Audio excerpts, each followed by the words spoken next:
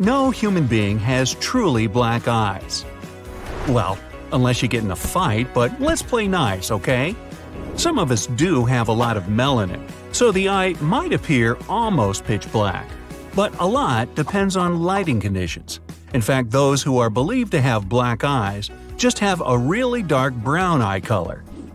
An eyelash is here to stay for 150 days only. The world record for longest eyelash was about 3 inches. You could whip yourself with that. Eyelashes are also home for tiny mites. The world's most common eye color is brown. There are loads of different shades of brown, but the fun thing is they're actually blue underneath. All blue-eyed people have the same ancestor as every other blue-eyed person in the world. Tears aren't just salty water. They're made of lipids, which is basically oil, water, and mucus. The salinity makes our tears antibacterial. The coolest camera so far has 200 megapixels. The human eye has 576 megapixels. That's why sunsets are so much better in real life than in photos. We blink about 4,200,000 times a year, at least once every 8 seconds. It would be cool if we were given a cent every time we blink. We would make more than $100 per day. It takes about a month for all your skin cells to renew. We shed about 30,000 dead cells every 60 seconds, losing about 8 pounds of skin each year. Our fingernails grow way faster than toenails. Toenails grow almost 4 times slower because they accrue less damage than fingernails.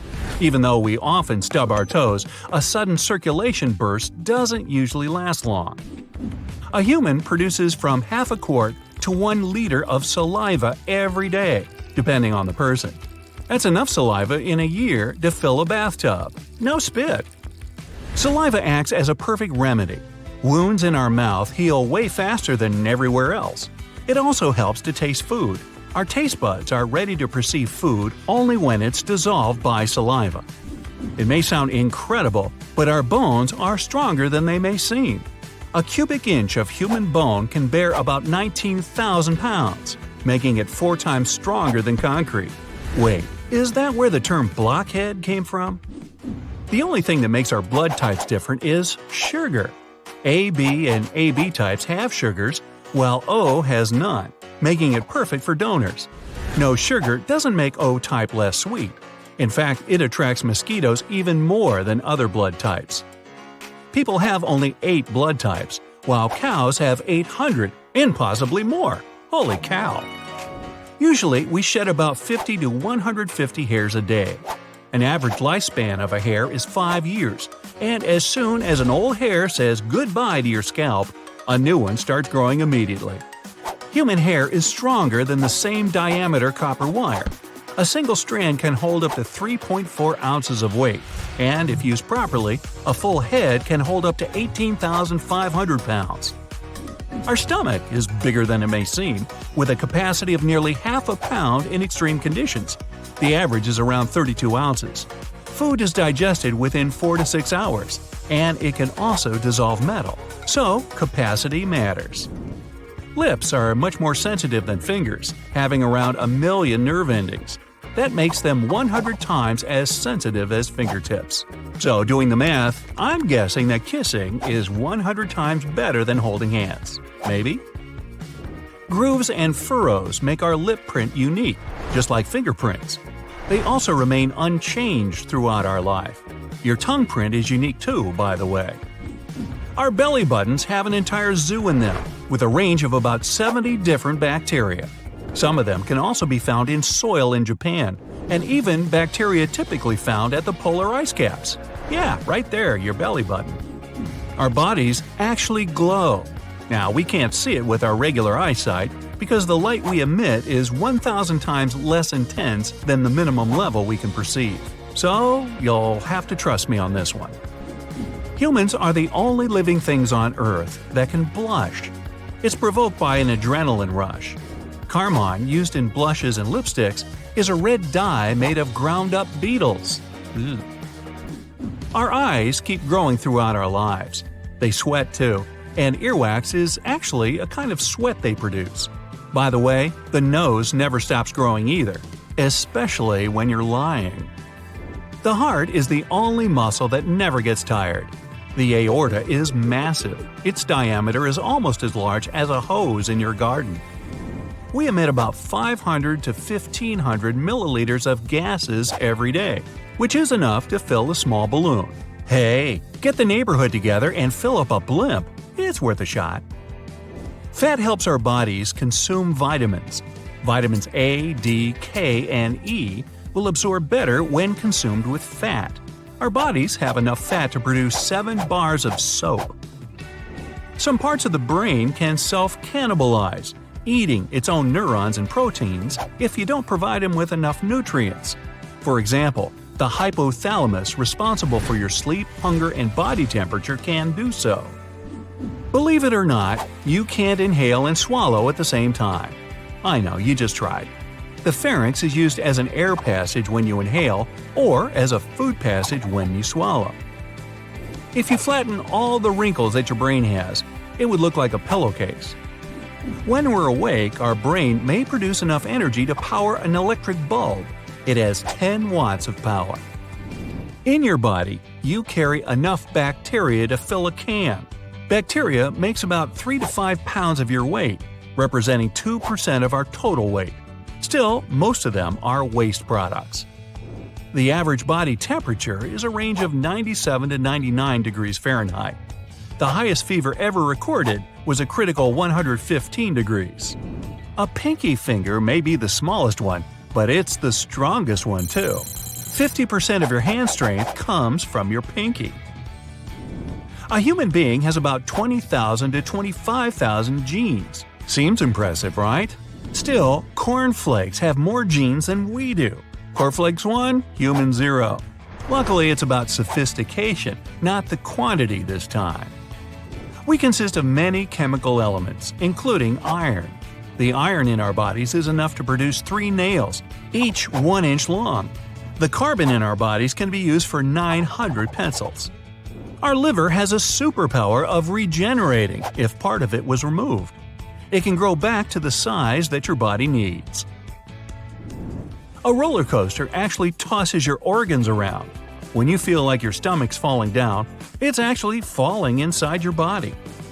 Even though people have an absolute unique smell, identical twins smell almost the same.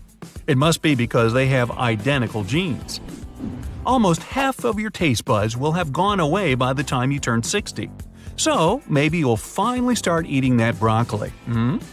Your sense of smell gets less acute as you get older too. When you cough, you release the air at about 60 miles per hour. Our skin is the biggest organ we have. It's also one of the most massive organs, weighing up to 9 pounds. If we could spread out all the skin we have, it would cover about 20 square feet. Hiccups is a 2-step process. First, you suck in a lot of air because of a muscle spasm, and then, bang, the airways are closed, the air is blocked, and the famous sound goes inside. We don't smell when we sleep. That's why it's almost impossible to notice a gas leak at night. While sleeping, we can rely only on sound because sleep can be disrupted by noise. Out of all the senses, smell is the most acute, except if you're sleeping. We remember 65% of odors after a year, but only 50% of what we've seen over the last 3 weeks. We also get a new nose every 28 days, because the nose cells are renewed every 4 weeks. As for taste, again, we mostly rely on our sense of smell, since it helps us perceive up to 95% of the flavor. Without smell, it'd be hard to tell an apple from a turnip. Well, a bunch of flowers may be fragrant for you. Some people suffer from cacosmia. They perceive all scents as something odorous. We need ears, not only for hearing, but for balance too. Our vestibular system occupies the inner ear. Canals in your inner ear contain fluid and tiny sensor hairs that help you keep your balance. If you have red eyes in a photo, blame it on bouncing light. The flash jumps off the capillaries in your eyes, creating that effect. Finally, all the bones in our body are connected to each other except for the hyoid. This bone serves as a support to your tongue, and it's one of the rarest bones to break. Unlike our primate pals, many people still have these foot arches. They help us move. This arch is like a built-in shock absorber for your feet. It's what allows us to bounce. There's another one. It's called the transverse arch, running side to side on the top of your foot. Think of it like a bridge that helps keep your foot in shape.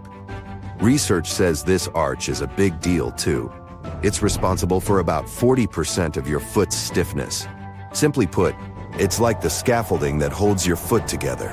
When scientists snipped the transverse arch, the foot lost a lot of its firmness. But when they cut the bottom arch, it wasn't that dramatic. So, is it a modern human thing? Nope. These arches didn't just pop up yesterday. The transverse arch has been around for 3 million years. The bottom arch showed up about 1.8 million years ago. We might as well continue with another element of our feet before moving up to other parts. Our pinky toes are also more important than they seem. Whether you were born without one or have lost it, you can still walk. But pinky ones are important for keeping us on our feet. They provide balance. Inside your foot, you've got 26 bones that team up to make sure you don't topple over. Small toe is a part of this balance work. Our ape ancestors needed their toes to grab, claw, and swing from trees. Today, we've traded our tree climbing skills for comfy couches and binge watches. Okay, let's move up a bit and talk about the appendix. You might think that it's useless, but nope. When a human is in their mommy's belly, this organ starts to do its job. Around the 11th week of development, it starts churning out special cells that produce helpful hormones and compounds. The appendix helps train our immune system's troops, ensuring they're top-notch defenders. It also collects all sorts of foreign substances, aka antigens, from our digestive tract. Yet, as diets evolved, this piece shrank like a deflating balloon. Unlike most other vestigial structures, the appendix isn't always harmless. It can turn into an angry little fireball. By the way, vestigial organs are the ones that have lost their primary ancestral function. These structures mostly lack an apparent purpose. Another famous vestigial example is wisdom teeth. Those are pointless and have been causing us trouble for ages. Yet nearly 95% of us have them, and 90% might even have to deal with the drama of an impacted wisdom tooth at some point. If you don't have them, you might consider yourself lucky. Here's an additional interesting fact about wisdom teeth. Even though your teeth have a mineral softer than what's in shark teeth, new tests show that they're just as resilient. The coating on shark teeth is actually similar in hardness to the enamel on a human wisdom tooth. It's because their surfaces are made of mineral crystals held together by proteins. These prevent them from shattering easily upon impact. So the difference in how we and sharks use our teeth comes down to their design, not their toughness. Anthropologists have examined ancient skeletons. They think our ancestors needed these extra teeth to chew tough stuff, like roots and raw meat. Back then, those extra teeth came in handy. But then, we discovered cooking, and suddenly, our food got softer, and our jaws got smaller. Geneticists have their own take on this subject. It involves a gene called MYH16, which seems to play a role in both brain size and jaw characteristics. Yet, the exact part it played in our evolutionary story is still a bit of a mystery. Now, another pointless thing is the eyelid. Well, not the regular eyelid. You know, that little pink thing hiding in the corner of your eye. Birds and some other furry pals use it to fend off dust and debris trying to mess with their eyes. But in us humans, it's mostly vestigial. Meet the palmaris longus. About 85% of us still carry it around. Maybe you also have it. You can test it by putting your hand on a flat surface and making your pinky and thumb meet.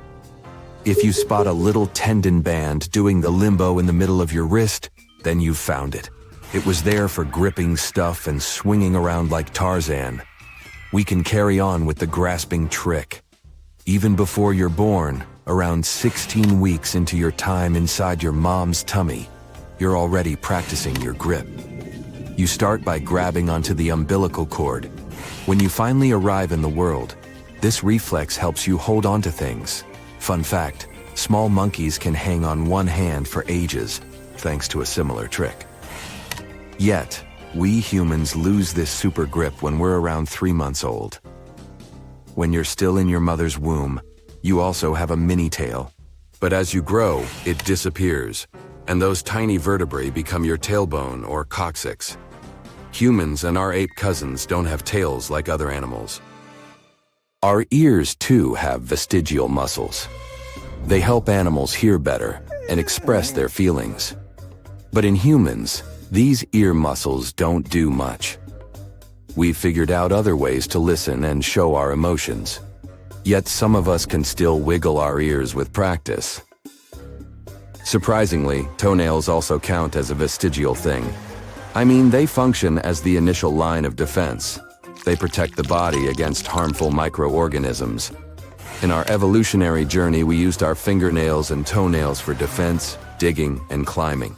In the modern world, fingernails still come to our rescue, whether it's for peeling fruit or that sweet sensation of scratching an itch. Yet, toenails have retired. But hey, we can apply nail polish to them. For fashion's sake, they certainly work for many people.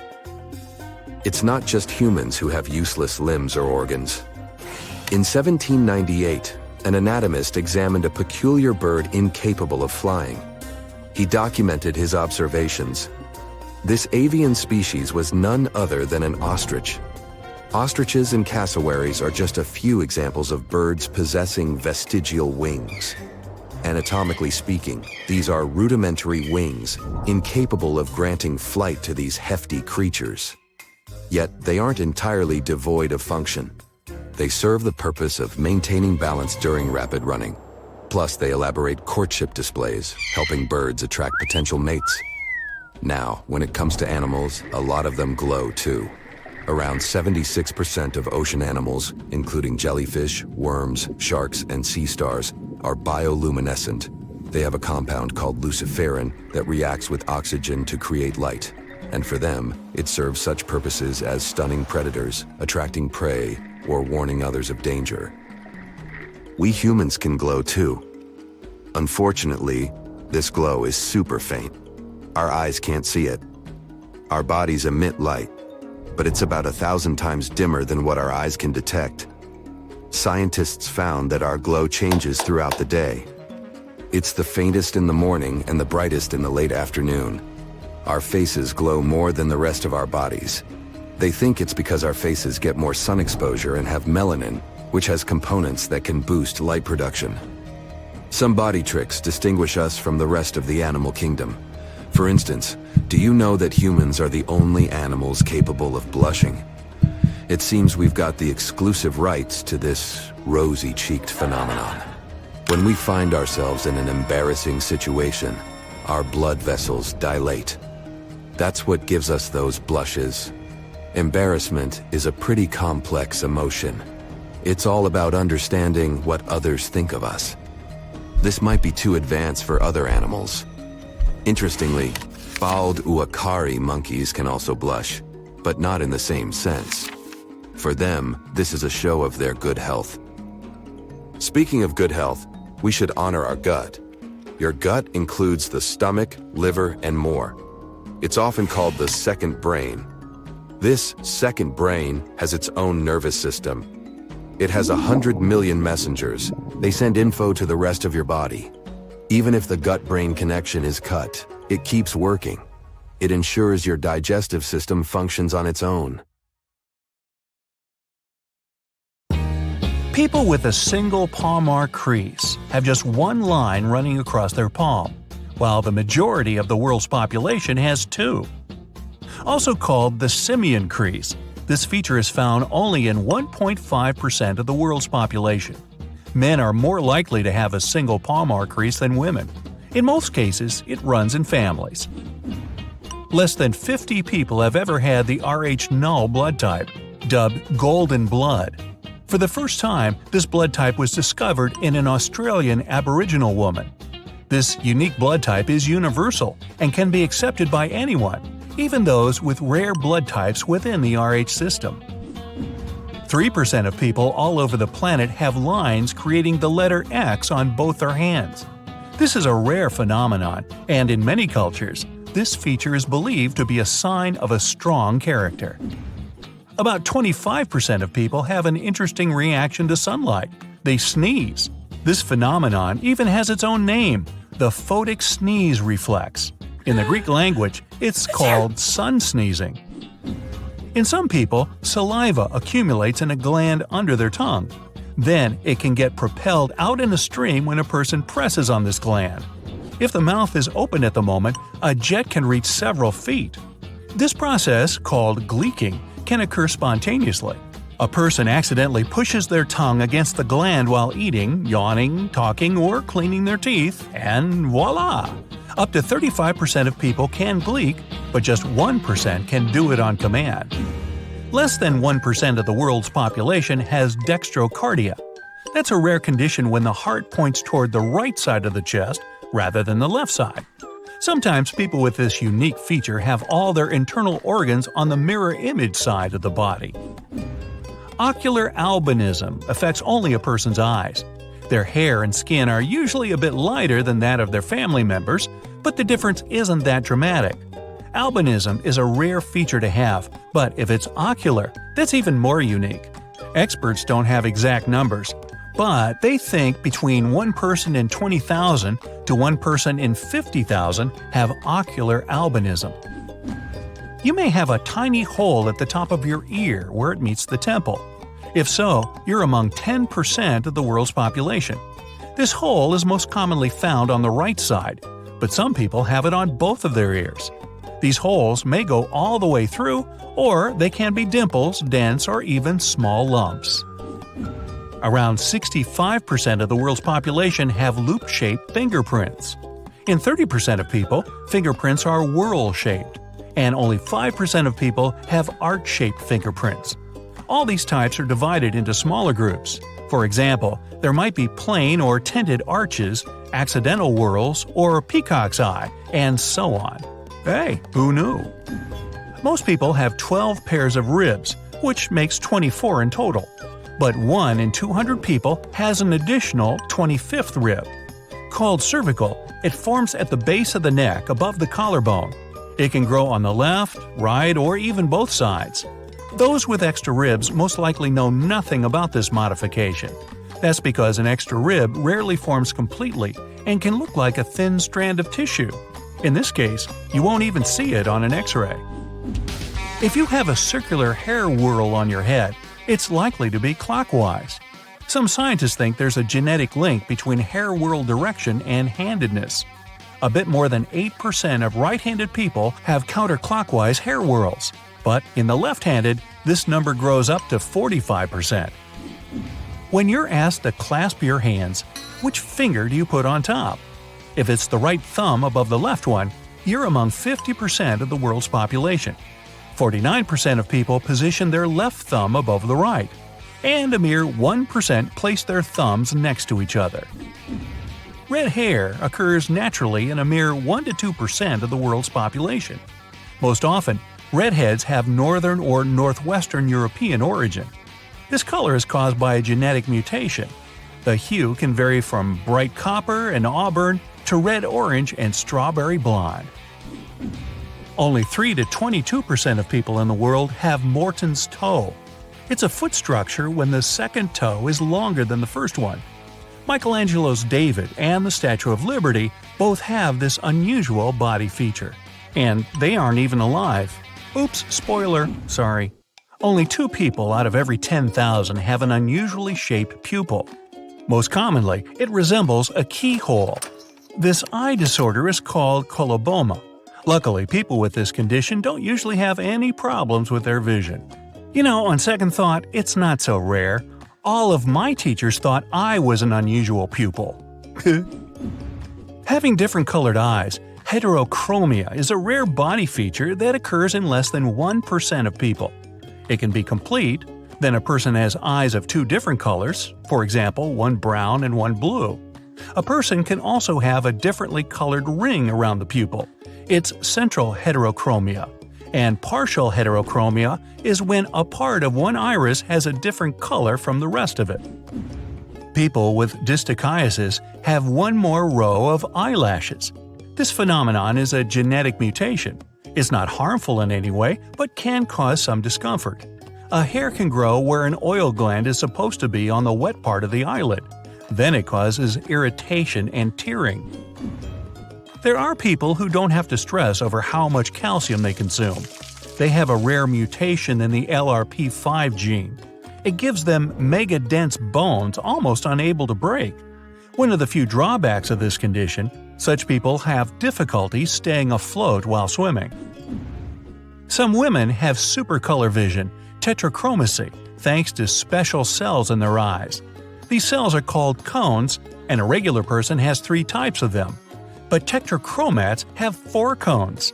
It allows them to see 100 million different colors.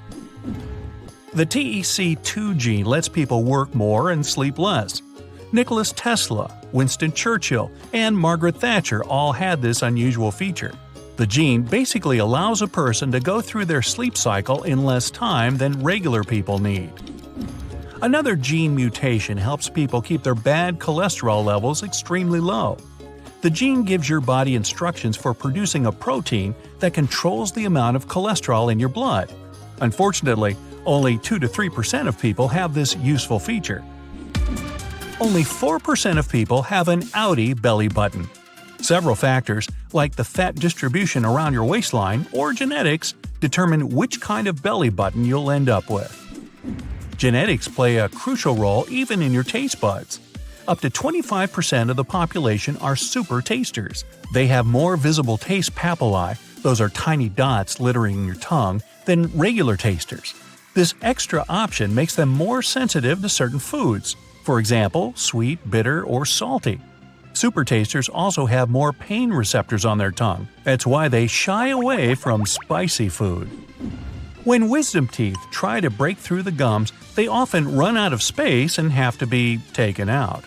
Around 5 million people go through such surgery every year. But 35% of the world's population don't have to worry about pain and inconvenience. They lack wisdom teeth altogether. Long palm muscles helped our ancestors to climb trees. Even though most of us don't need this option anymore, some people are still born this way. You can check whether you have these muscles by putting your palm on a flat surface and touching your thumb to your pinky. If they do exist, they'll pop out of your wrist. Scientists claim Tibetans are genetically mutated to be able to live at such high altitudes. One of their genes is responsible for fast adapting to falling oxygen levels. The same gene is also linked with improved endurance in athletes. By the way, it was one of the fastest evolutionary mutations ever recorded in people. It developed in less than 3,000 years. Gray eyes are an incredibly rare body feature. Only 1% of the human population are born with gray eyes. Such people have low levels of melanin in the front part of their irises. Blue eyes are also not as common as you might think. Just 8 to 17% of people have them.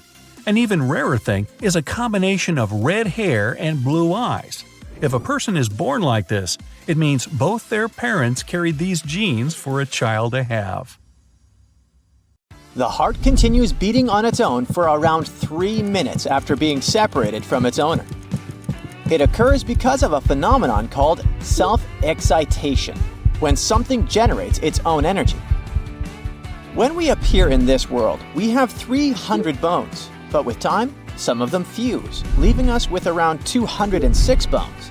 And still, some have extra bones in their skull structures. Those are Wormian bones, which are basically extra bone pieces found within the joints of the skull. If you laid flat the respiratory tubes in the lungs, they would cover an area as large as a tennis court, all thanks to 33 generations of branching. The brain is as cool as the lungs. It has 86 billion neurons, nerve cells that send messages all over your body and allow you to do everything from breathing to talking, eating and thinking, or doing sports. The brain also has up to 60 trillion synapses, the places where neurons connect and communicate with one another. That's more than all the leaves on all the trees in the world. And here's another fun fact. Your eyes are like car engines. They need fluids to function properly, just like an engine needs gasoline. So when you blink up to 20,000 times a day, you're basically giving your eyes a windshield wash. Have you ever blushed and felt your cheeks turn red?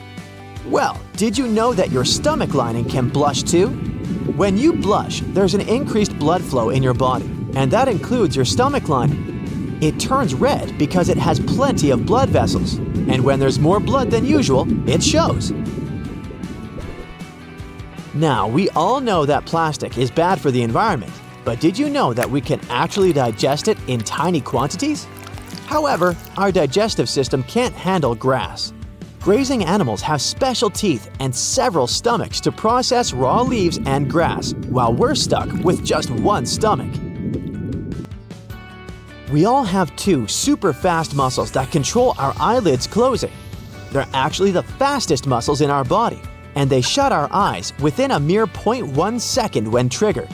And while we still don't know why we blink, we do know that women blink more often than men, and that we tend to blink in unison when watching a movie with friends. Maybe it's just a weird human thing. By the way, every time you eat something, your esophagus, the organ your food travels through to reach the stomach, moves in a series of wave-like contractions, pushing the food forward. This process is called peristalsis. Your fingers don't have any muscles whatsoever. To move them, you involve tendons connected to muscles in your hands and forearms. Some people, around 12% of women and almost no men, have 4 cones in their eyes. This condition is called tetrachromacy. People with this peculiarity can see a whopping 100 million colors. Your body glows, emitting tiny amounts of barely visible light, the product of biochemical reactions going on in your organism. The light intensity changes throughout the day. Unfortunately, you can't detect it with the unaided eye. Marfan syndrome is a genetic condition that affects the body's connective tissues, making them more elastic. This can make you unusually tall, have elongated limbs, and often be extremely flexible. And some people use this as an advantage in their careers. Javier Botet was diagnosed with Marfan syndrome at a young age, but he made a name for himself in the horror film industry. He can contort his body in such an eerie and unsettling way that this has landed him roles in numerous films such as Mama, The Conjuring 2, It, and Slender Man. But Marfan syndrome is a spectrum disorder. While some people with the condition can live relatively normal lives, others may face serious health issues. The DEC2 gene mutation is a mutation that allows people to have just a few hours of sleep a night and still feel great. They don't get tired and never sleep in. On average, such people wake up at 4 or 5 a.m. No more than 5% of the world's population has this feature. Human embryos, the initial stage of development for a multicellular organism, have a tail, and it usually disappears before birth, leaving us with a tailbone. In the future, this structure will probably vanish altogether since it has no apparent purpose. People lose 30 to 40,000 skin cells every minute. It adds up to 43 to 57 million skin cells per day. But worry not. The epidermis, the top layer of your skin, replaces itself every 30 days or so. If this process happens faster, it can lead to skin flaking and irritation. The liver is a unique organ. It can regenerate after 60 to 70% is removed. At the same time, its shape may change afterward. It might sound like something out of a comic book, but humans can actually have super strength. Turns out, some accidental mutations can unleash titanic strength without any crazy workout routines.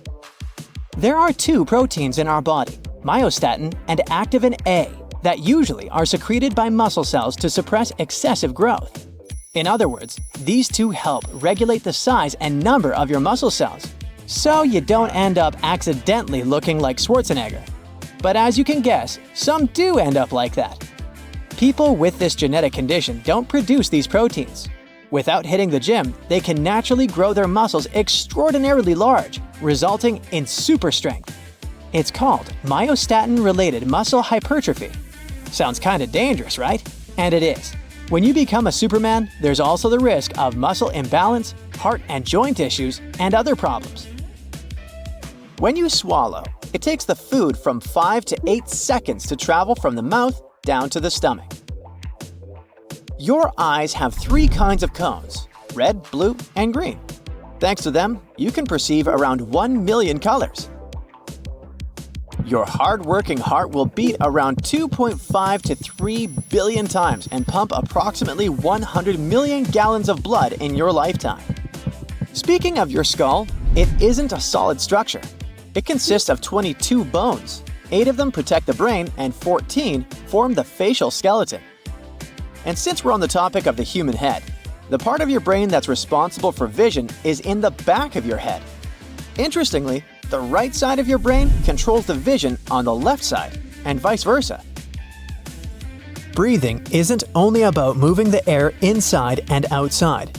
It's about the way you do it, because it can literally affect your face shape. If you breathe through your nose, you'll get well-defined cheekbones over time. It will also make your face wider because your tongue will exert force against your jaw. If you breathe through your mouth, your tongue won't have a place to rest. It will change your facial structure as time goes by. Your face can be more narrow and your cheekbones won't be that visible. Also, if you're a mouth breather, you'd probably tend to tilt your head backwards more. This way, you increase cranial contents in the back part of your brain and directly change your entire posture, along with the shape of your neck and face. It's possible to taste your food without saliva. That's because the chemicals in your food must be dissolved in saliva before they get detected by your taste buds.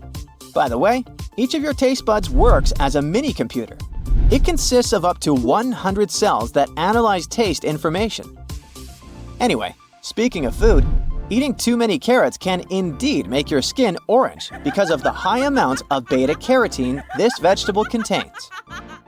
If you have too much of this compound in your bloodstream, it'll gather in parts of your body with thicker skin, such as the soles of your feet, knees, elbows, palms, and even certain areas around your nose. But you can easily reverse this condition by eating fewer carrots. The chin muscles, aka the mentalis muscles, look like creepy, tiny tentacles. And still, they make it possible for you to create different facial expressions involving the lips, chin, and cheeks. Your small intestine is actually not so small. It's taller than you are, measuring from 9 to 16 feet. The cornea, that transparent front cover on your eyes, doesn't have any blood supply. It receives oxygen directly from the air. Our lungs are the only organs that can float on the water. All because they're made up of around 300 million balloon-like structures called alveoli. Your bones are 4 times harder than concrete. The strongest bone in your body is the femur. It can support up to 30 times the weight of a grown-up person. Even crazier is that our bones are made up of composite material, meaning they're both hard and elastic at the same time. The outer layer of your skin is thicker on your feet than on other parts of your body.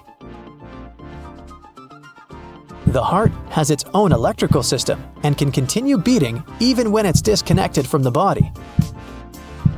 The average lifespan of one eyebrow hair is 4 months. We spend 40% of our life with our eyes closed.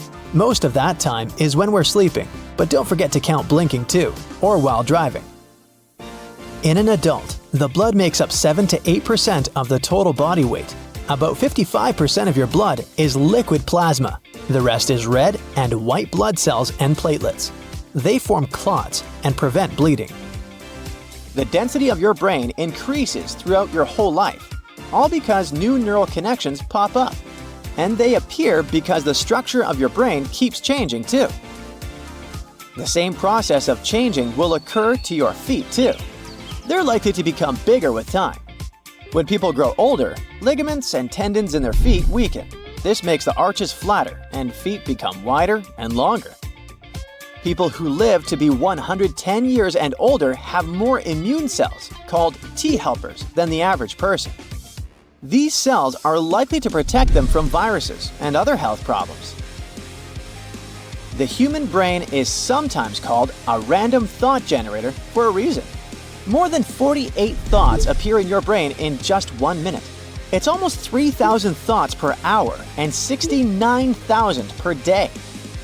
You know these before and after makeovers? Well, if you saw a pic of an average human who lived about 1 million years ago compared to a pic of an average human who lives today, you'd be astonished. And get this, it's a makeover performed by Mother Nature. Like back in the day, the earliest human species were basically tiny with long arms and short legs. They needed a big digestive tract to handle all those plants they were chowing down on, and their rib cages were super wide to make room for all the organs breaking down their food. Time went by and some of these humans started adapting to hot climates, and they all got narrow and leggy to stay cool. They started eating meat and other quick-to-digest foods, which meant they could have smaller digestive tracts and use more energy for their tall bodies and big brains. And when humans spread to colder climates, they evolved short, wide bodies to conserve heat, but they still loved their raw meat and cooked food, which could be easily processed in a short digestive tract. Check out this skeleton of an 8 to 9-year-old Homo erectus kid from East Africa. He was already 5 feet 3 inches tall and weighed 106 pounds. If he had grown up, he could have been almost 6 feet tall. His lean body was perfect for hot, dry environments. And then there were the Neanderthals, who were only about 5 foot 4 inches tall on average. They had short, broad bodies that were great for dealing with winter cold and even ice ages. Speaking of the brain, it can decide what sounds to focus on when you're in a loud place.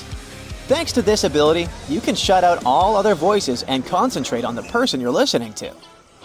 In most cases, hiccups are harmless and resolve by themselves within a couple of minutes. But if you want to avoid this condition, you should know that it might occur because of temperature changes. There's a bond between your digestive system and your brain, the gut-brain axis. This is the main reason why stress or brain issues can affect the way your body digests food. These days, humans have softer diets and, consequently, smaller jaws. That's why wisdom teeth aren't really necessary, and around 20% of people don't have all 4 of them. The vomeronasal organ helps some animals detect pheromones. Some have vestigial VNO too, but it's mostly non-functional and is likely to disappear with time. You flex that strong handshake and think it's all because of your gym grind? Ha! Turns out your pinky finger is the real MVP. No joke. Believe it or not, that little finger packs a punch and is responsible for 50% of your hand strength. Who knew the underdog could be such a powerhouse? Your toes are like 2 little homies that carry almost half of your body weight. And don't even listen to people who say you don't need them. Your toes are the most important guys when it comes to walking and pushing you forward. Our hair color is easily explained by genes. There are not more than 2% of people with natural red hair. They're followed by blondes, about 3%, and by all the varieties of brown shades, only about 11%. The vast majority goes to black hair, including very dark brown. Who knew that nails had a secret talent besides helping us pick up tiny objects and peel off stickers? They also give us a structure to press against so we know how firmly to hold anything. Talk about multi-talented. Move over, Rapunzel. It's not just our hair and nails that can grow. Our liver can regenerate itself from just 51% of its original size back to full size. But don't go damaging it too much, or you'll end up with scars. In the future, people are likely to change due to extensive use of technology. So we might have text claws, cramping from gadget use, and 90-angle elbows from holding our devices. Besides, there's a theory that humans are likely to get smaller to conserve energy in our increasingly crowded world. Your body maintains a very careful water balance, and if it loses just 1% of water, you start feeling thirsty. Your brain can process up to 1,000 words per minute while you're reading. Rapid eye movements, saccades, help us absorb information more quickly. As for your tongue, Together with your lips and teeth, it allows you to say more than 90 words per minute using over 20 various movements. Your body constantly converts food into energy. 1 calorie is equal to around 4,200 joules. And that's how much you need to change the temperature of 2.2 pounds of water by 1 Kelvin. People have as many hairs on their bodies as chimpanzees. The only difference is that human body hair is mostly useless and so fine that it's almost impossible to see. Who would have thought that tomatoes have more genes than humans? But don't worry, it's not the number of genes that matters. It's how they all work together. So go ahead and enjoy that tomato sauce on your pizza. Hold your nose the next time you eat and see how much your taste buds fade. It turns out that the nose is actually responsible for 75 to 95% of our taste perception. So don't underestimate the power of those sniffers. Keep your mouth hydrated or your taste buds won't work properly. Saliva triggers chemical reactions with enzymes that break down the food as soon as it enters your mouth. So drink up and savor those flavors. Forget about distinguishing between 10,000 smells. Recent research shows that we can actually differentiate between over 1 trillion smells. And not only that, but smells can evoke some distant memories too. So next time you catch a whiff of something familiar, take a moment to reminisce. When you're snoozing away, your sense of smell goes on vacation too. So even if your room smells like a dumpster fire, you won't even notice it. Sweet dreams, right? And speaking of dreams, did you ever wonder why some of them are in black and white, while others are like a rainbow explosion? Well, apparently it all depends on the TV you watched as a kid. So I guess your grandparents had some pretty boring dreams, huh? Chromesthesia is seeing colors when you're listening to music. It's a kind of synesthesia, a phenomenon when people have several senses mixed. Some of them perceive numbers in different colors. Others can taste words. People have more than 5 basic senses. Don't forget about the sense of space, the sense of pain, the sense of balance and time, the sense of temperature around and in the body, and many others.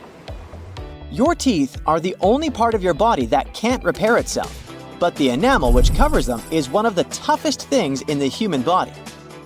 After growing several human taste cells in the lab, scientists found out that they had an ability to smell. In each of them, there were a few molecules similar to the ones found in the cells in your nose. Apparently, our senses of smell and taste are even more connected than we thought before. Now let's talk about listening to your heart. Not only is it a great metaphor for following your dreams, but it can also give you away if you're lying. Yeah, your heart rate starts racing like Usain Bolt when you're fibbing. Okay, brace yourself for this one. Even if you brush your teeth like a champ and use mouthwash like it's going out of style, your mouth is still a germ hotspot. Gross, right? But don't worry, most of those bacteria are actually good for us and keep the bad stuff away. But wait, there's more. The belly button is actually the second dirtiest place on our bodies. Yeah, I know, who knew? Since we don't really use it after we're born, it becomes a breeding ground for all kinds of icky stuff. It's got over 2,300 bacterial species living in there. So maybe it's time to give our belly button some extra TLC.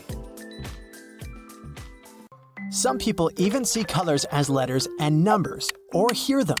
Those who live closer to the Arctic Circle can name different shades of snow, because that's what they see all the time. To others, it's just white. Some languages only have general names for colors. For example, dark stands for cool hues like black, blue, and green.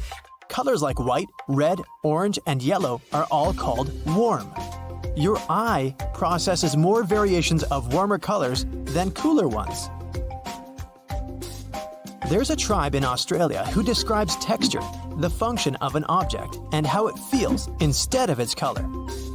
They don't have any names for colors at all. The Kandoshi, who live on the banks of the Amazon River in Peru, don't have a word that would describe the very concept of color.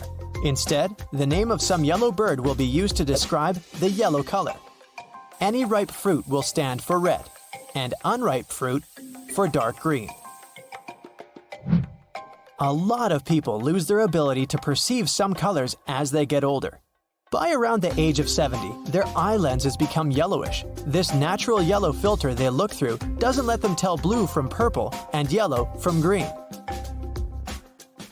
Half of your brain is hardwired to process visual information. A much smaller part is left to perceive flavor. That's why the color of food or drink can boost or curb your appetite.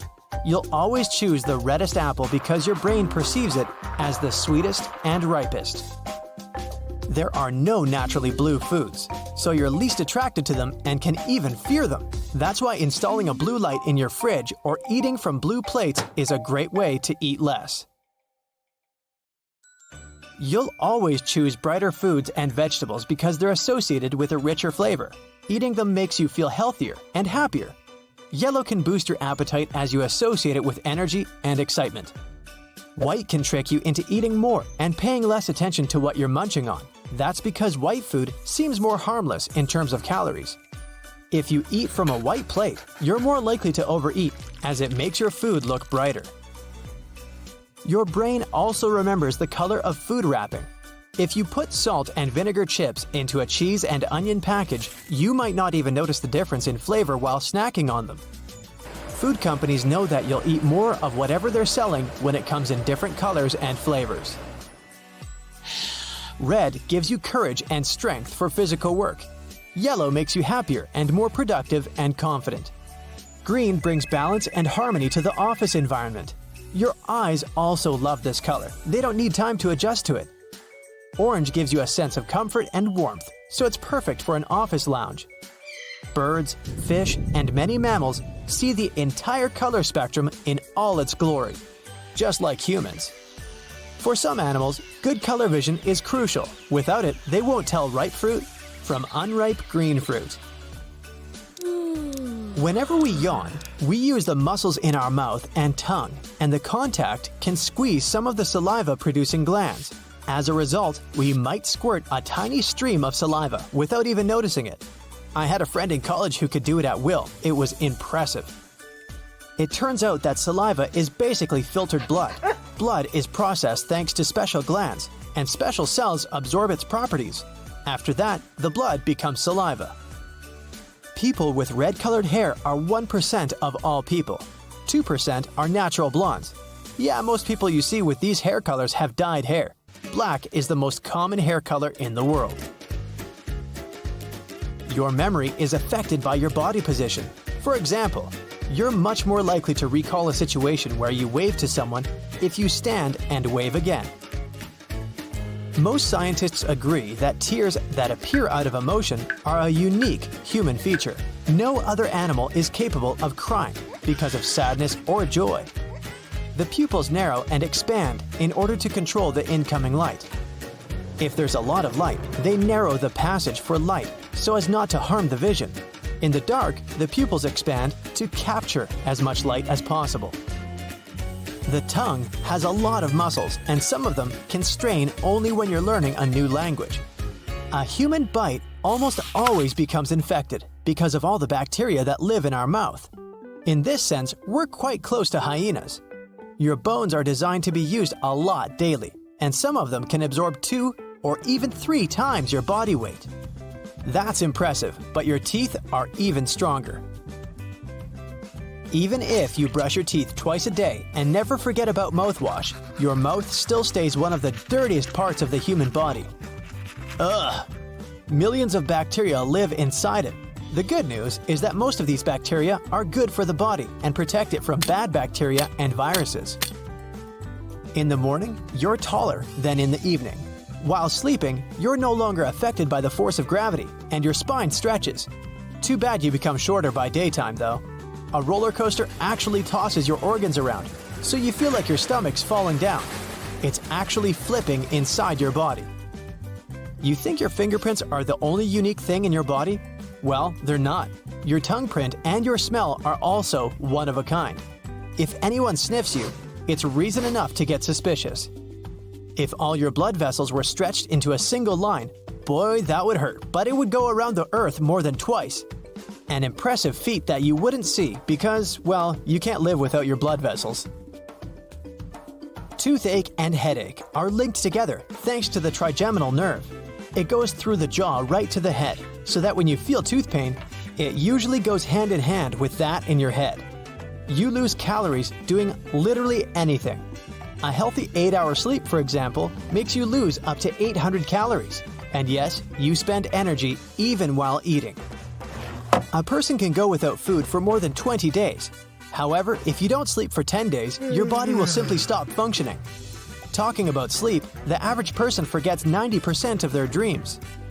And maybe that's a good thing. Otherwise, imagine how crazy the world would have been. The color of your dreams is affected by the TV you watched as a kid. If you're of an older generation that watched black and white TV, you'll see monochrome dreams more often than not. If you're used to color television, your dreams will also be colorful. Out of every 10,000 people on Earth, one person has their organs mirrored or reversed from their usual and customary positions. That is, their liver would be larger on the left side and the kidney would be a bit superior to the left one. People with light-colored eyes, blue or green, are better at tolerating pain than those with dark eyes. Scientists think it might be related to melanin that affects the color of the eyes. The length of your foot is similar to that of your forearm. Don't believe me? Go check. I'll wait right here. Nah.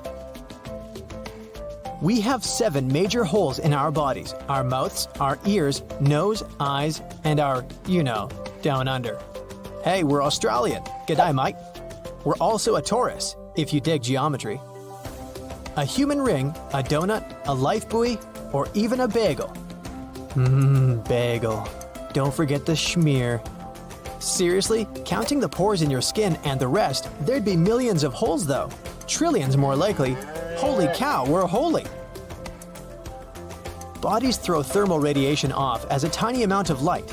This light is 1,000 times less visible than normal light, so you're not a torch yet. Breathe in deep through your nose. Air only goes up one nostril at a time, and our nostrils take turns at it. Sharing is caring. Our brains tell us when our bodies hurt, but they can't feel pain themselves. There are no pain receptors in the brain. That feeling of your stomach rising is what actually happens. Hold on. Every human has a unique smell except for identical twins. They share the same DNA and the same smell.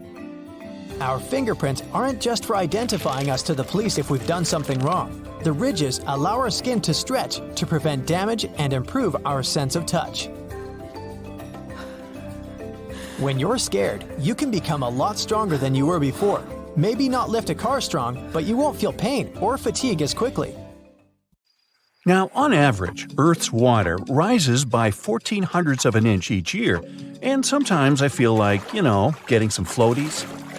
So, we can't help but wonder, what if we end up living underwater? We now have evidence that humans could adapt to that. The Baiju, a group of people living in Southeast Asia, have evolved to have enlarged spleens, and the spleen is the organ that stores oxygen-rich red blood cells. When these cells are released into the bloodstream, they enable divers to hold their breath underwater for longer periods of time. This allows the Baiju people to free dive to depths up to 230 feet. To live underwater, our bodies would have to get bigger so that we could limit heat loss. The bigger the animals, the more heat it produces. We'd also need to grow webbed fingers and toes to navigate the deep sea. Eventually, we wouldn't need to have 2 legs, and they'd fuse together. Our eyes might also get bigger for better vision. Come to think of it, we'd end up looking like mer people. Scientists have even looked into the possibility of people being able to fly.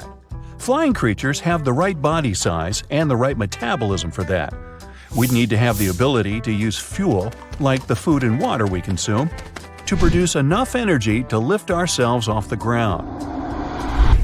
Birds, for example, have a very high metabolism. All processes in their bodies go much faster. A hummingbird's heart can beat up to 1,200 times per minute. A human athlete's heart can only go as fast as 220 beats per minute. So, the flight seems almost impossible. There's no selective pressure on our species to grow wings and learn to fly. Plus, to do it, we'd need to be smaller, have less dense bones, and lose most of our muscle mass. We'd also have to give up on our teeth to become light enough. I ain't giving up my teeth. If our arms became wings, we wouldn't be able to do the things we needed our hands for. We'd just become clumsier visions of ourselves. I don't have that far to go. And to grow separate wings, our skeleton and muscle structure would need to radically change over millions of years. The concept of humans living on other planets of our solar system doesn't seem very far-fetched. Depending on what planet we'll end up colonizing, our features will become a lot different too. Our eyes will get larger if we reach planets at a bigger distance from the Sun than Earth. Because if there's less light, we'll need bigger eyes to see better. Our skin might also become more pigmented to help with harmful UV radiation outside of Earth's protective ozone layer. We might even get thicker eyelids and more pronounced brow bones to deal with the effects of cosmic rays. Weirdly enough, if that wasn't weird enough, we might evolve to blink sideways to better protect our eyes from cosmic debris coming from all directions, since, most likely, gravity on other planets will be weaker than on Earth. Living on other planets might also mean bigger nostrils. We'll need those to breathe more easily since oxygen may be scarce in new worlds. We might get thicker and denser hair to protect our heads from potential radiation. On Mars, for example, there's on average 40 to 50 times more radiation than on Earth. We will still be able to use a lot of technology, but instead of smartwatches and glasses, we'll have smaller and more subtle gadgets. Things like communication contact lenses might appear quite soon. Instead of headphones, we might use miniature bone conduction devices implanted above the ear. Scientists don't know for sure what people will look like 1,000 years from now, but they can predict it based on previous patterns of evolution. In the Middle Ages, people had an average life expectancy of 35 years. That means they had to work really hard and produce offspring very early in their lives. These days, life expectancy has more than doubled. More and more people live to be 100 or even 110 years old. We can easily assume we'll end up living longer than that. Now, how about our size? All animals have evolved to grow larger over time. We've seen it in dinosaurs, whales, horses, and in people too. Our ancestors from 4 million years ago were small, barely reaching 4 to 5 feet tall. Most likely, we continue to gain height mostly because we have better nutrition, but also because our genes seem to be evolving too, as people who are above average in height tend to have more adventurous or useful genes based on some studies. But as we grow taller, we've also become more fragile. Over the past 2 million years, our skeletons have become lighter. We've started to use more tools for our day-to-day activities. People have also become less active ever since farming was invented, so our bones are now less dense. And because these days we spend a lot of time at our desks, our bone structure might change altogether and alter our postures. Yet, the taller body trend can't go on forever. Size cannot increase beyond a certain limit. That's because the pressure on the tissues of very large bodies is different from the pressure on bodies of medium size. If our bodies continue to grow larger, our shape will need to change too. We're also likely to see dramatic changes in our minds and personalities. The past 6 million years have roughly tripled our brain size. You might think this trend will continue, but it probably won't. Surprisingly, our brains are getting smaller. Research shows that the size of the human brain peaked about 20,000 years ago, just before the invention of farming. Then the brain started to decrease, and we're not really sure why. One explanation is that fat and proteins were hard to find once people started farming and eating more vegetables. It made it more difficult to grow and maintain large brains. Our brains also need a lot of energy. They take up around 20% of our daily energy use. Our personalities are continuing to evolve too. We don't need to be as aggressive as ancient hunters and gatherers. Our social interactions are also different. Back in the day, people couldn't travel far or communicate over long distances efficiently. So the close relationships they had were members of their own local group or tribe. Now we can travel all over the world, speak on the phone, chat on our laptops, switch jobs as often as we need to, and even date people online. It pushed us to be more outgoing, open, and tolerant. It also made us more adaptable to different cultures from around the world. There used to be 9 human species roaming Earth about 300,000 years ago. The other 8 species probably went extinct due to climate changes. It may just be us for now, but who's to say there won't be a new human species? But since we're not separated by physical distance anymore, that's unlikely. To have different species, people need to evolve in isolated groups. Genetics call the phenomenon occurring now the grand averaging. We're becoming more and more alike as generations go by. The world population is mixed. People no longer reproduce just within their location. If enough time goes by, the human race will start to look homogeneous. We'll all become the average of different physical appearances we see today. We used to have bigger jaws so that we could better chew on processed food. These days, we have smaller jaws and less room for all 32 teeth. That's why we often have those pesky wisdom teeth removed. Scientists say the number of teeth we have won't change. But if we continue to change our eating habits, switching to even softer food, our jaws will become smaller and our teeth even more crowded. So I say, let's break out the peanut brittle. Are our thumbs becoming larger? Some data suggests some teenagers have overdeveloped thumbs. That's because they play too many video games. Their thumb muscles have adapted because they've been used a lot. But this is not a genetic trait. One person may have a larger thumb, but they won't pass it on to future generations. Someday well into the future, we might be all thumbs. Hey, I'm there already. Our ancestors were tough. They had to fight huge wild animals to survive, and meanwhile, they were hiding in caves, eating forest fruit, socializing, catching animals, and discovering new things like fire. But even with a tight schedule like this, they had some time left for hobbies and artistic things.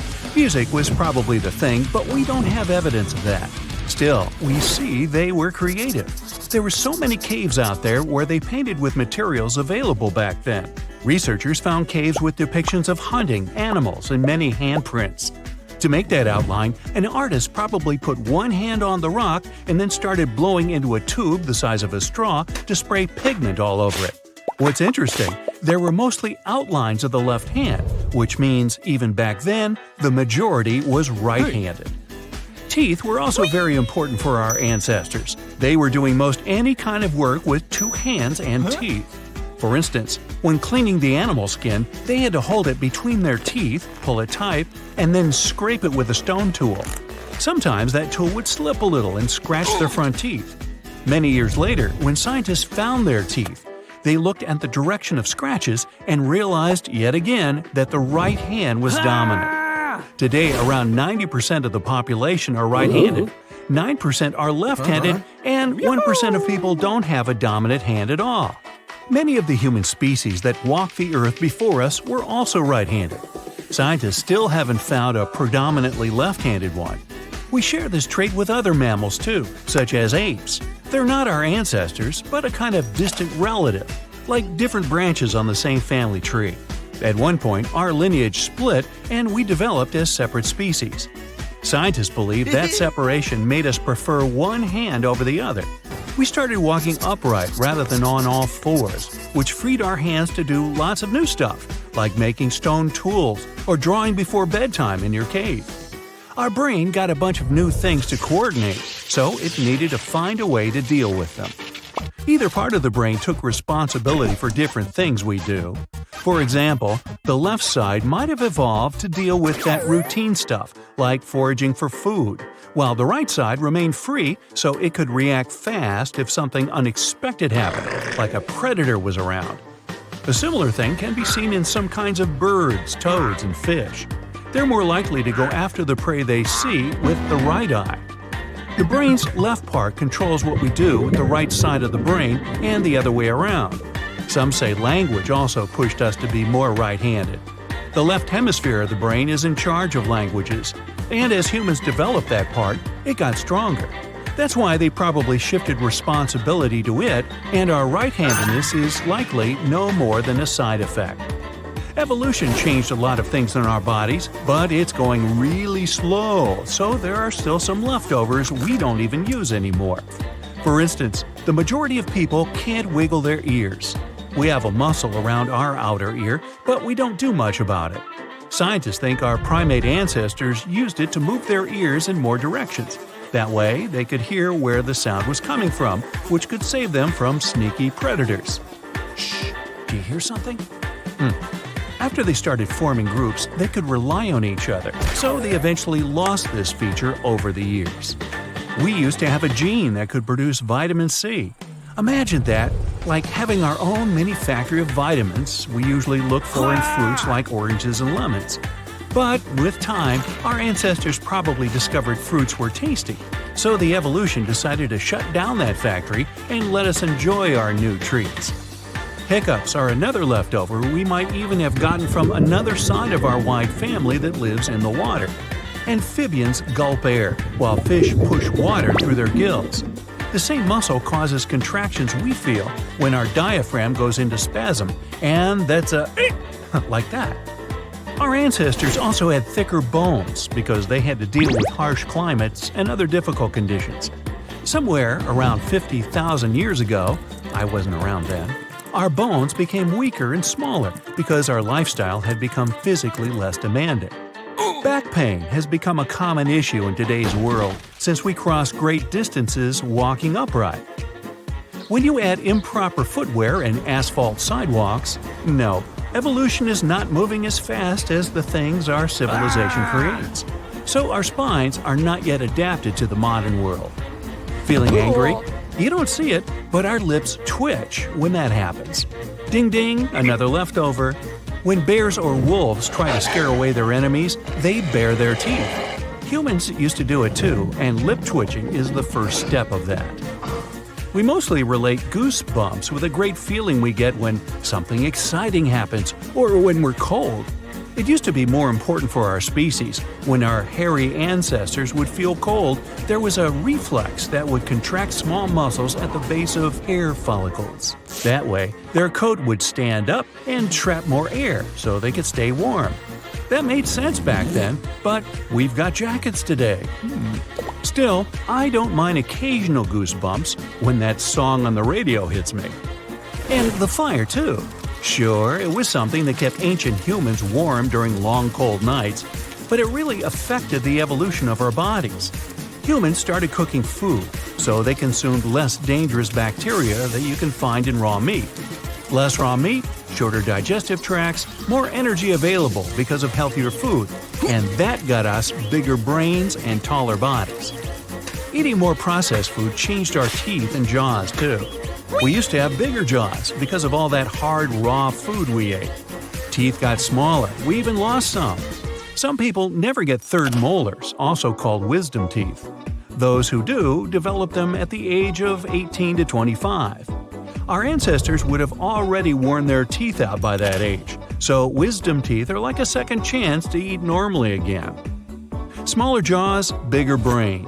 Hey, that's my motto. Can I get that on a t-shirt? That's how evolution shaped the structure of the human head. Our brain has tripled its size over time. Since humans are not that physically strong compared to some other wild animals, this might not be the biggest reason we've been able to survive harsh conditions.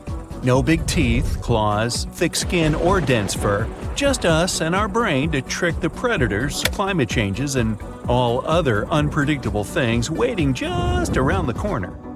Our ancestors also made cool tools, starting from 2.5 million years ago, when the oldest stone tool was made.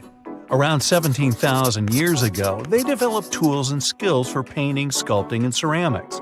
They were really creative. We can see that because of a wide variety of bowls, pots, and the rest of the fancy things they made. We're different from other primates because we can pull the ring and index fingers to the thumb. Our body had to adapt to use such complex tools we've been coming up for millennia. And to play video games, of course. Monkeys would probably love that. Apes use their feet just as well as they use their hands because there's this plantaris muscle in their legs. With that, animals can grip and manipulate the objects they're holding. Humans also have this muscle, but it's underdeveloped and rather useless. Almost 10% of humans are even born without it these days. Lots of people feel the urge to climb to a higher position or want to lift their feet when feeling scared or anxious. Evolutionary biologists think it's because a majority of early land mammals used to climb trees when they saw or felt a predator or some other threat, such as a natural disaster coming. Then, finally, there's this small pink piece of tissue in the corner of a human eye. That's a leftover from a third eyelid humans used to have, like something birds and reptiles still have. The purpose of it is to protect the eyes and keep them moist. Humans have tails. Okay, that sounds weird, I know, but it's true. While our bodies are still forming in the womb, at around day 31 to 35, you can really start to see it. Right now, you have a tail. It's inside you. It's part of your coccyx, to be more precise. If you were to have an X-ray right now and ask the doctor to show you your tail, you'd see some small bony segments at the bottom of your spine. We lost our tails over many millennia of evolution. Imagine if we still had our tails. They'd have to redesign pants. Maybe they'd have a special hole or even a tail pocket. Sitting might be a bit uncomfortable too, to say the least. Our ancestors also had fur. We lost it about 1.2 million years ago. You might be thinking that we still have fur in the form of our body hair, but that's nothing compared to what we used to have. We were thickly furred like chimpanzees and gorillas are now because we needed it to stay warm. You might be annoyed that we lost it if you live somewhere freezing cold like Alaska. Still, you could look at it the other way. Losing our fur lets us enjoy the warm weather a bit more. Living in larger groups meant we shared stuff, and not all of it was positive. It's possible that humans with less hair or fur would get sick less often because they didn't have as many parasites on them, like lice or ticks. This might be the reason why we evolved to lose our fur and become what you see today. Although I have to admit, more body warmth would come in very handy right now. I wouldn't need to keep this blanket on my legs anymore. Oh, not again. Let me just grab a cup of water to make these hiccups go away. Ah, much better. Okay, in reality, it's not that easy to stop hiccuping. But why is it so hard to stop them? Well, it could be because of a strange feature of a past evolution. One theory is that hiccups have no real use anymore, and that we actually only do it because we come from amphibians. They had both lungs and gills at the same time. When they went underwater, the entryway or glottis to their lungs would close. Fast forward to today, and we still have that mechanism of closing the glottis, but it's useless because we don't live in the water. Wow, how unfair. If we have to get frustrated by hiccups, we should at least be able to get some use out of it. Picture this. You start getting the hiccups, and it's like a superpower. You stop breathing through your lungs and start using some gills. That'd be something else, especially for anyone who really likes swimming. Most of our teeth fit pretty much perfectly in our mouth, but there are 4 of them who arrive late to the party and ruin everything. I'm talking about wisdom teeth. They serve no real purpose, but humans and a few primates have them. However, lucky species like the tamarins don't have to worry about them. About 35% of people don't even have wisdom teeth. We might be on our way to losing them altogether once and for all. No more going to the dentist on a mission to remove them, no more headaches from them either. In Ireland, there are a lot of people with red hair, like really a lot, upwards of 30%. That's a lot of redheads out there. This is a result of genetic drift. Genetic drift is when a feature is passed on from your ancestors without really having any purpose. This is exactly why some people have red hair. So, if you have red hair, there's no real reason for it, it's just your ancestors from a past age who passed on to another member of your family and eventually you. And I think red hair is incredibly fun and attractive. Inside our mother's womb, 16 weeks in, we get a powerful urge to grasp the umbilical, and so we do. Monkeys do this too, and there's a reason for it. It's because, when they're out in the wild, they need to hold on to their parents' fur. Humans used to do this, but since we lost all of our fur, there's no reason for us to develop this involuntary grasping, called the palmar grasp reflex. Open wide and say, "Ah." Good, I can see your tonsils now. But what are they even used for? If we take a good look at it, they actually cause more problems than benefits. Tonsils appeared as a way to protect us from germs and other nasty stuff when we eat food. Still, more often than not, all they do is give us a horrible sore throat. Because of this, it's really common for people to get rid of them. Picture a little pouch. We have one of these inside our body. Not exactly like this, but an organ that sort of resembles a pouch, our appendix. Scientists used to think it was completely useless, but recently found that it might actually have some use. Still, like tonsils, it often causes more problems than benefits. People commonly have their appendix removed and face no real consequences, so it can't be that important. It might have helped our ancestors in the past, but issues with the appendix can be a real big stomachache. Okay, you know how some people can weirdly move their ears? Like this. I can't do it. You might be able to, though. Try it for yourself. Some of us can do this because, like other animals, we have a muscle called the auricular muscle, but it's useless for us. Cats, on the other hand, control their ears pretty well. If only we could learn from them. They look forwards and listen out for a noise behind them without moving their heads, just their ears.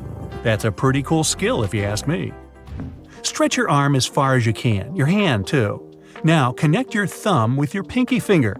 You might see a line appear on your wrist. What you're seeing is called the palmus longus, and about 90% of the world's population has it. Statistically speaking, it's likely that you have it too.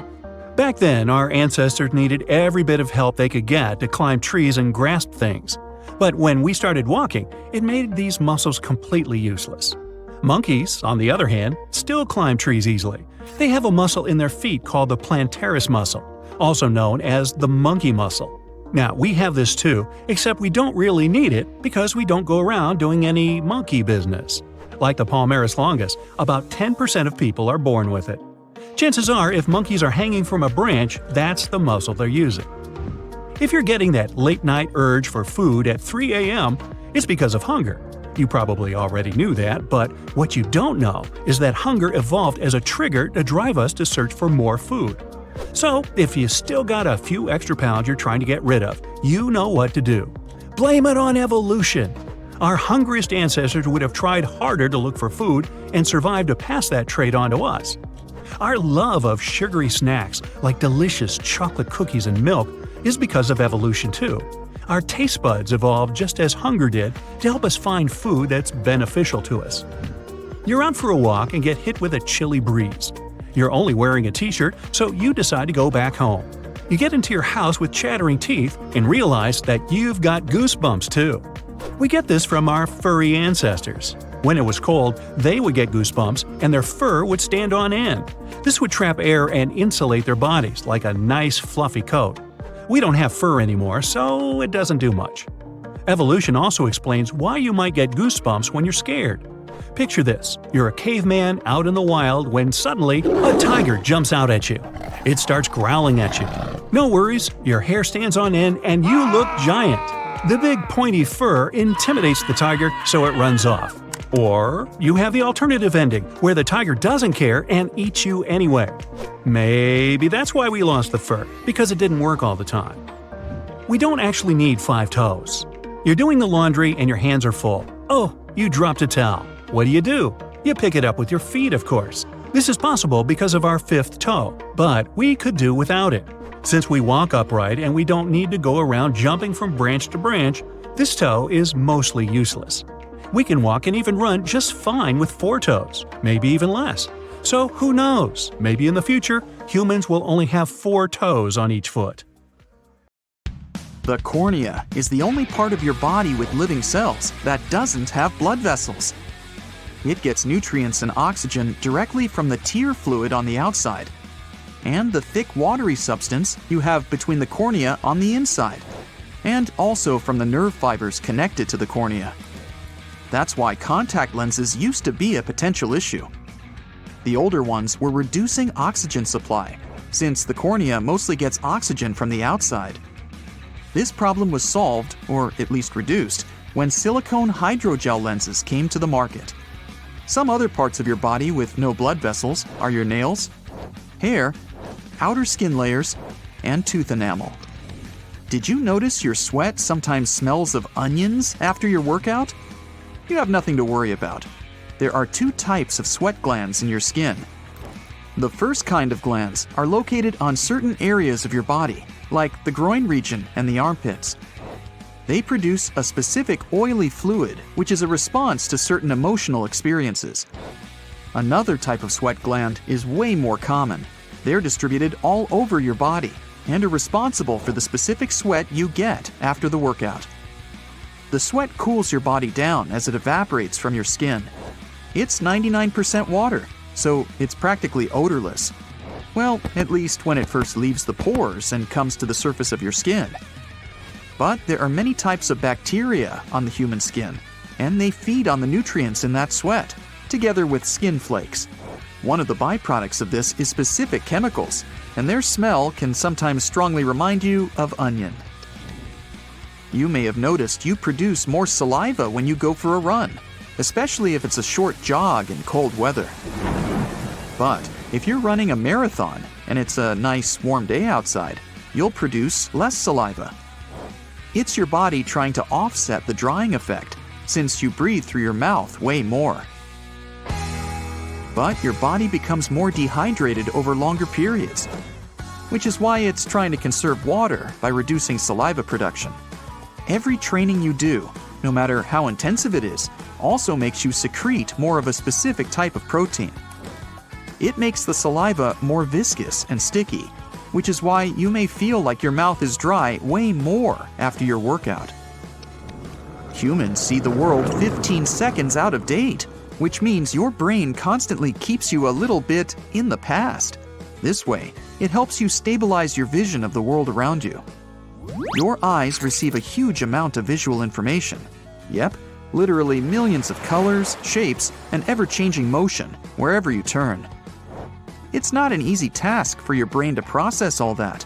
The visual world alters all the time because of changes in viewpoint, light, and the rest of the outer factors. Your visual input changes because you need to blink. Plus, your head, eyes, and your entire body are always in some sort of motion.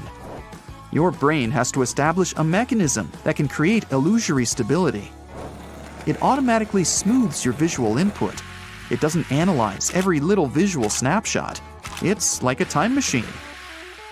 You actually perceive an average of things you saw in the past 15 seconds at any given moment.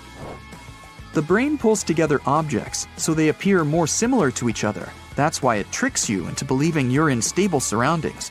If your brain kept you updated in real time, the world would feel like a very, very chaotic place with constant changes in movement, light, and shadow, which would probably feel like you were hallucinating all the time. Your bones are really strong, but your teeth, which we also consider as part of the skeletal system, are even stronger. That's because of the enamel, the hard outer layer of your tooth. The enamel keeps the tissue and the delicate nerves inside your teeth safe.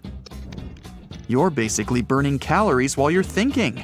When you rest and don't engage in any particular activity except for the basics, which includes digesting, breathing, and keeping yourself warm, it's the stage where your brain uses up to 20 to 25% of the total energy of your body. That means your body will burn around 350 to 450 calories per day, while pretty much doing nothing. We're not the only ones in the animal kingdom with such a mechanism. Some small mammals, like the minuscule pygmy marmoset and the tiny tree shrew, devote the same percentage of their total body energy to their brain. Most of the energy the brain burns is to help its cells, the neurons, to communicate with each other. They do it via chemical signals the brain transmits across synapses, those special cell structures. So, the brain directs a lot of energy towards synapses in order to make them work. Your brain never really rests. Even when you're sleeping, certain parts are active. So, your brain needs its fuel to work, and you're basically burning calories in your sleep. The more demanding mental tasks you take throughout the day, the more calories you burn. So, if you skip today's workout, solve some Sudoku. Do you like to rush with your ice cream? Sometimes it pays off, but if you do it often, you must know the feeling of brain freeze pretty well. It's a pretty intense and uncomfortable feeling that comes from the front or sides of your head right after you drink or eat something cold, such as a slushy drink, ice cream, or an ice pop. Some people even go through a similar sensation whenever they're exposed to cold air. Scientists are still not sure exactly why this happens, but one of the theories is the cold substance stimulates a cluster of nerves located at the back of the palate. Another theory says the blood vessels in the roof of the mouth and sinuses quickly constrict because the temperature in your mouth drops before they dilate again. Brain freeze is not something dangerous that you should be seriously worried about. And no, hanging over the table, groaning, or clasping your head in your hands won't help much. Some people like to sleep a lot. Hey, guilty as charged. But some have a certain condition called familiar natural short sleepers, which means they're kind of immune to sleep deprivation. About 1% of our population has it. They can fall short on sleep and feel pretty good about it. They're fine with sleeping for 6 hours per night. This amount would wreck the majority of people after a couple of nights. The human eye normally has 3 cones.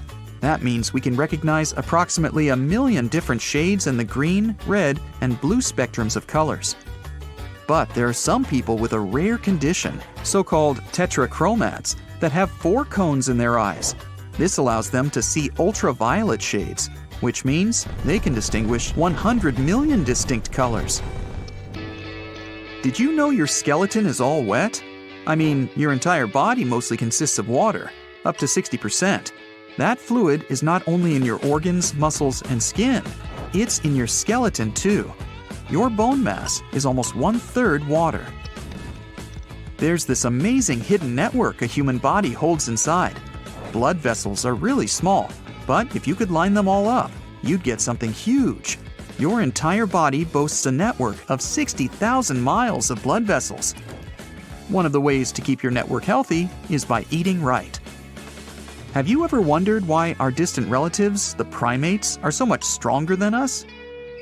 In many ways, our bodies are very similar. Look at the chimp's muscle structure, for example. But our closest primate relatives are approximately 1.35 times stronger than us. The human body developed more slow-twitch muscle fibers compared to the rest of the primates. This type of muscle fiber is a less powerful one, but it lets us endure more than other primates and do things like foraging and hunting, activities that helped our distant ancestors to survive. That's also the reason why we can run a marathon. A monkey could never do it. But we'd still lose in a strength competition. Laughter is contagious. It's not just a metaphor. Researchers have found that strong emotions can make the brain activity of different people sync. Laughter is something science usually links with social creatures. People are almost 30 times more likely to laugh when in some social situations, hanging out with their friends or people they feel relaxed with. One of the theories says that you're probably going to join when you see your friend laughing because humans are empathetic beings. Your brain will release endorphins when you're laughing. These are special chemicals that make you feel safe and at ease. So we're not sure why exactly our laughter is contagious, but it feels really good, so... Join us on the bright side of life and laugh away. Okay, yes, it's possible to rotate your eyes, but you can't do it without some practice. Our eyes have 4 major muscles that allow them to move up and down and side to side. There are actually 2 more muscles that we use without knowing as well. These muscles help you roll or rotate your eyes. We can focus on something rotating, and our eyes will start rotating with it. This helps us have a stable image and keep a clear vision, like an autofocus on a camera. When you move your head side to side and up and down, your eyes will move in the opposite direction. The average human eye has 3 cones, which lets us see red, green, and blue spectrums of light. All combined, this gives us the ability to see around 1 million different colors. Tetrachromats see the ultraviolet shades as well, as they've got 4 cones in their eyes. Pause here to quickly test how many colors you can count. There were 39 colors there. If you count it a lot, you might be a tetrachromat. Some animals, like bats and dolphins, can see using echolocation. There are also humans that can do something similar called flash sonar. They can use clicking sounds to make a 3D image of an area in their minds, allowing them to easily navigate through it. The more they click, the more flashes they get about a room or an area, giving them a better understanding of the place. Being pitch perfect is astonishingly rare. Less than 1 in 10,000 people have it. It allows people to accurately identify musical notes of all kinds. One of the many advantages of this talent is that it allows people to listen to a song and immediately know what key it's in. Hey, without music, life would be flat. People with distichiasis are born with a second set of eyelashes that grow from the inner layer of the eyelid. While it may look pretty to some, these extra lashes can irritate the eye and cause problems like sensitivity to light, droopy eyelids, tearing, and inflammation. There are a few ways to treat the condition, like soft contacts, lasers, and cryotherapy. Dutch health guru Wim Hof claims that his breathing, meditation, and training have helped him gain all kinds of superhuman abilities. He's trained his body to adapt to extreme temperatures and even learned how to raise his own body temperature. He's also been able to adapt more quickly to altitude changes. He has even claimed that his training methods and strict diet and exercise regimen have improved his immune system. Now, we're meant to get anywhere from 7 to 8 hours of sleep every night to function the next day. But there are some lucky people out there that only need 6 hours or less a night. This is caused by a genetic anomaly, and there don't seem to be any adverse effects from having it. We have about 10,000 taste buds, but some people have many more than that, super tasters. Thanks to their powerful ability to taste sweet things like oranges, strawberries, and candy are almost too sweet, while bitter things like broccoli, cabbage, spinach, grapefruit, and coffee are overpowering. Well, thanks anyway, but I'll keep what I have. Most people have a total of 24 ribs. No, not at the restaurant. In your body. There's a chance you might be one of the few that has 25 ribs instead. About 1 in 200 people have a cervical rib, a spare rib just above the first rib. It's usually not even noticed because it's above the collarbone and pretty thin. Hey, when's lunch? I got hungry for some reason. Chances are you have an innie belly button. That's because only about 10% of the world's population have an outie, making it pretty rare. It has nothing to do with how our umbilical cord is cut. Our belly button stores a bit of fat beneath it, and it's this that determines what kind of belly button you'll end up with. So don't blame the doctor. The type you have is completely down to genetics. If you've ever experienced high altitude, you should know how hard it is on your body. Even just walking up a hill can be a difficult task. Give it a few days though, and things will become easier. Your lungs, blood cells, and body will adapt quicker than you think, letting you hold on to that precious oxygen for longer. This adaptation will last for as long as you stay up high, and you'll go back to normal after a while back at normal altitude. When we submerge ourselves in water, it causes our heart rate to drop and oxygen consumption to slow. In recent years, freedivers have pushed the limits of human lungs by going down a record of 700 feet. One person held his breath for more than 22 minutes underwater. We don't know what the limits are yet, but people are testing the boundaries. When a person has a photographic memory or total recall, this is called eidetic memory. It's the ability to accurately recall sounds, images, or other things from your memory. Some can even be told a date in a calendar from years ago and tell you what day it actually was. Unfortunately, you can't get an eidetic memory with practice. You have to be born with it. An ultra-marathon runner named Dean Karnazes once ran for 350 consecutive miles and didn't even sleep for 3 days. He's most famous for running 50 marathons in all 50 U.S. states in 50 consecutive days. He finished this achievement off by completing the New York Marathon in only 3 hours. Some people have an incredible ability to find their way without using a compass or even the stars. This unique navigational ability has been linked to the strength of the signals given off in a certain part of the brain called the entorhinal region. Place the back of your wrist and forearm on a table, then squeeze your thumb and pinky together. Do you see a muscle raise up in the middle of your forearm? If you don't worry, it's vestigial. That means that it doesn't do anything useful anymore. Hey wait, that's me. It's an old muscle that we used to use for climbing, and around 10% of the human population doesn't even have it anymore. If you can wiggle your ears, you can thank your auricular muscles. Those are the ones on the outside of your ear. Even if you can't wiggle your ears, the muscles are still there. Compared to other mammals, our ears can't move much. Some mammals can even fully turn their ears to locate sounds. Just watch your dog or cat. A dog's third eyelid might be a bit creepy the first time you see it, but we also have a third eyelid of sorts. But this human body part can't move by itself. It just covers a tiny part of the inside corner of your eye. It's likely that it used to serve a purpose, but it's pretty much useless now. Sometimes you just need a really good cry. It's also good for you too. Shedding tears when you cry helps release your stress hormones. It can also stimulate the production of endorphins as well, our body's natural answer to aspirin.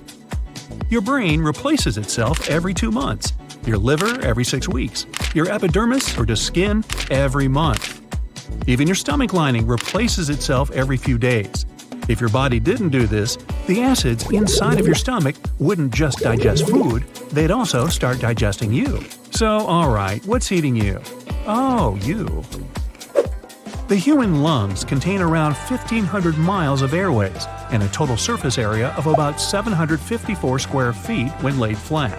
But I would suggest that you don't do that. Your lungs are on the clock 24/7, keeping you alive and breathing, taking 12 to 15 breaths a minute or about 17,000 a day.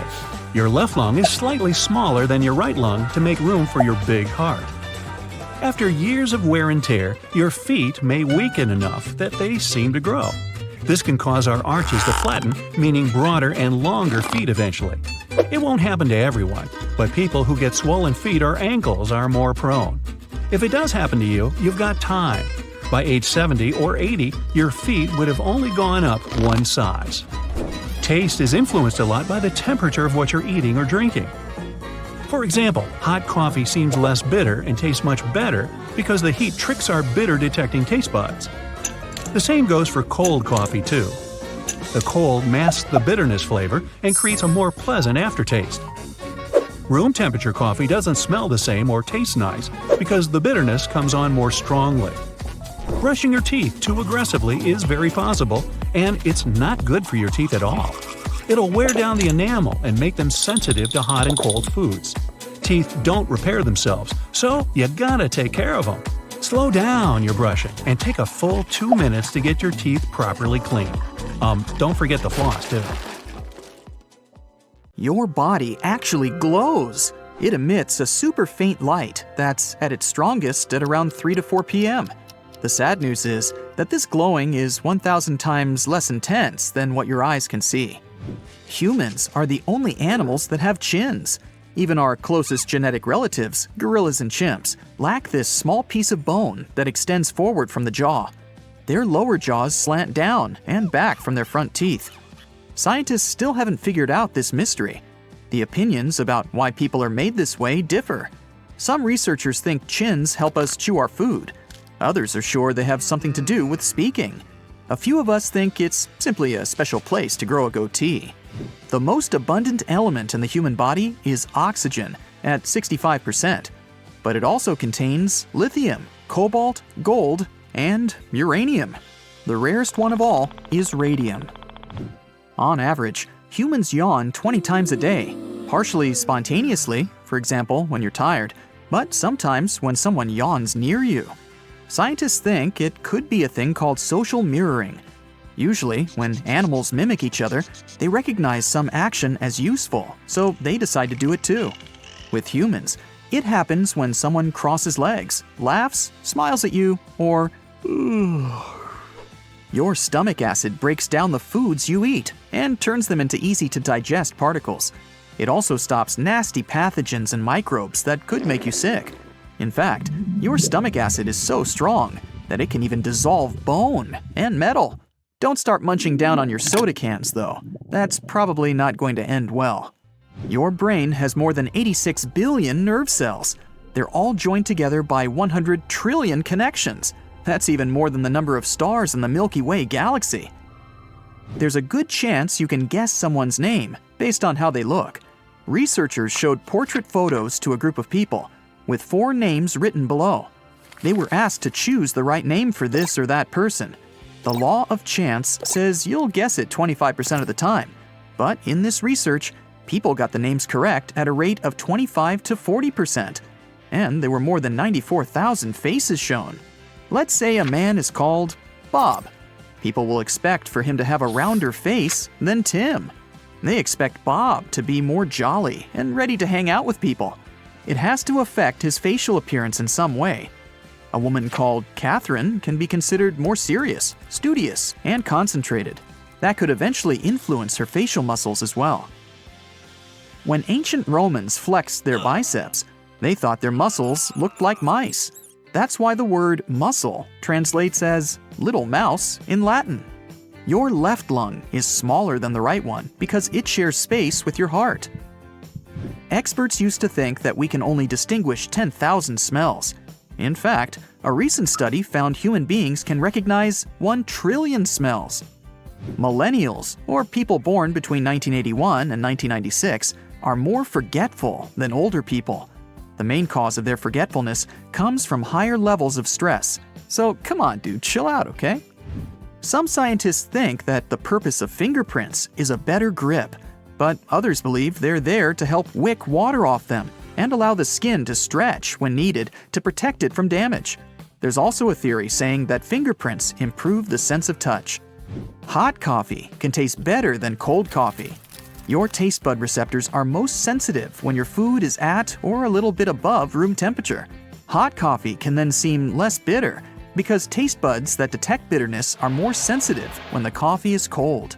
The biggest molecule in the human body is the chromosome 1.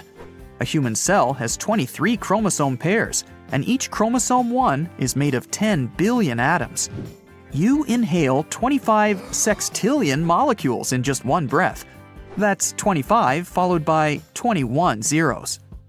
When you're walking faster, at some point, you'll feel the natural urge to start jogging. Your body wants to have a stable state, whether you're running or walking. So, if you're walking fast, it will unconsciously force you to start running. One theory is, we use more energy when walking faster than running. So that's one of the ways the body saves energy. Your pinky is a powerful little thing. Without it, your hand would lose a significant part of its power. Your index and middle fingers cooperate with your thumb to grab and pinch, and your pinky, together with your ring finger, provides grip strength. The fattiest organ in your body is your brain. Fat makes up at least 60% of its dry weight. This quality got the brain to the Guinness World Records. The organ contains around 25% of your body's cholesterol, which is vital for the brain's well-being. Your bones are 4 times harder than concrete. The strongest bone in your body is the femur. It can support up to 30 times the weight of a grown-up person. Even crazier is that our bones are made up of composite material, meaning they're both hard and elastic at the same time. Your fingernails grow twice as fast as your toenails. It would take 15.5 months for your toenails to grow 1 inch, but only 7 months for your fingernails to get this long. The outer layer of your skin is thicker on your feet than on other parts of your body. The heart has its own electrical system and can continue beating even when it's disconnected from the body. The vessels in your body are long enough to circle the earth twice or more. The idea that we use only 10% of our brains is a myth. At any given time, you use almost 100%. Otherwise, you wouldn't be able to perform simple tasks, like drink a cup of coffee. More than 70% of your brain consists of water, and it needs 20% of your body's oxygen supply. The average lifespan of one eyebrow hair is 4 months. The body of a 110-pound person contains 40 tablespoons of salt. If you ironed out all the wrinkles in your brain and laid it flat, it would be the size of a pillowcase. The brain wrinkles as there's not a lot of room in the skull, so it folds over itself as it grows. By the way, don't do that pillowcase thing with your brain. Trust me on this one. We spend 40% of our life with our eyes closed. Most of that time is when we're asleep. But don't forget to count blinking too, or while driving. You produce around 85,000 pints of spit in your lifetime. That's enough saliva to fill around 500 bathtubs. Enough said. The highest blood flow isn't actually in your heart, and it's not in your brain either. It's in your kidneys. It's super hard for us to grasp just how small an atom is. But think of it this way. Your body is made up of a staggering 7 octillion atoms. Yeah, doesn't that look like a 7 being chased by a whole mob of zeros? For adults, the blood makes up 7 to 8% of the total body weight. About 55% of your blood is liquid plasma. The rest is red and white blood cells and platelets. They form clots and prevent bleeding. You can't swallow and breathe at the same time. The food you swallow and the air you breathe go down the same part of your throat at first. Only a bit deeper does the passage split into the esophagus, for food and liquid, and the trachea, for air. When you swallow, your airway gets automatically closed off. This prevents you from accidentally inhaling food. But occasionally, it still happens. There's a name for the growling sound that your stomach makes when you're hungry. It's called borborygmi. It takes 6 to 8 hours for food to travel through your stomach and small intestine. That's because your body is trying to absorb all its nutrients. The idea that the tongue has flavor zones is a myth. All taste buds can detect 5 tastes, but some receptors are more responsive than others. Human beings are the only animals that willingly delay sleep. Just make sure you get enough. You have as much hair as a monkey. Now, I don't mean to be insulting, but your fingerprints are not unique. You can hear better after you cover your ears. Now, can these statements be true, or are they nothing but myths? When a person is lying, their own nose can give them away. Can it be true?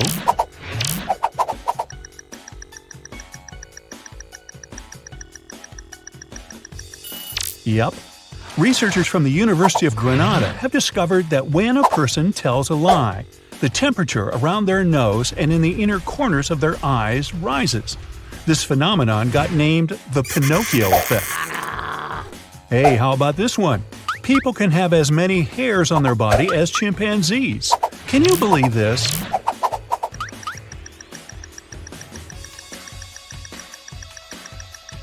Surprisingly, this one's true too. The hair count of a person and a chimp, or any other ape of our size, is approximately the same. The only difference is that human body hair is quite fine and often colorless. This makes it hard to see the sheer number of hairs. Your lungs are identical. It sounds reasonable, but is it true?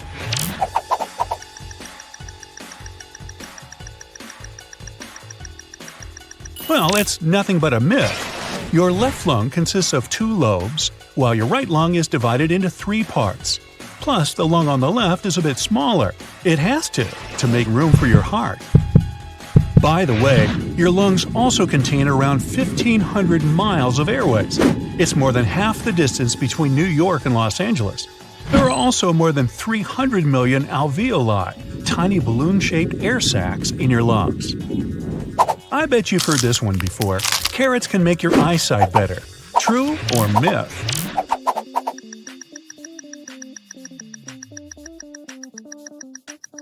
Unfortunately, this idea isn't true. Neither can carrots get you better nighttime vision. Carrots are indeed packed with vitamin A. It benefits your body and protects your eyes. But even these veggies can't save you from wearing glasses if you need them. Some people sneeze when looking at the sun. Now, do they?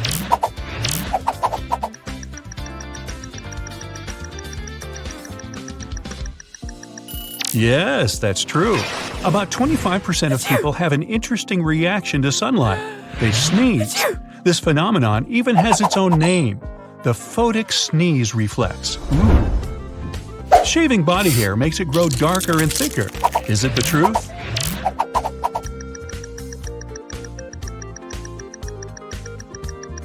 Don't worry, that's just a myth. It might look as if your body hair has changed in thickness, rate of growth, or even color after getting shaved. But it's just an illusion. Shaving makes the tips of hair follicles blunt. That's why they look rougher and darker than usual. But once your hair grows in again, it'll start to look the same as it did before you shaved it. You have unique fingerprints. Ah, this one must be true, right?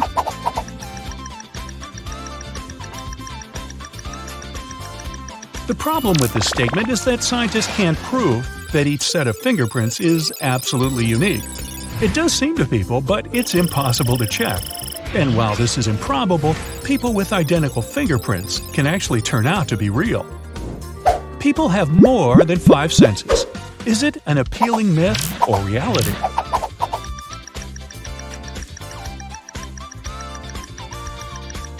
There are 5 most obvious senses: vision, smell, touch, hearing, and taste. But how about thermoception, the sense of heat? Nociception, the perception of pain, or the perception of your body awareness? Proprioception, close your eyes and touch your nose. Got it? That's proprioception in action.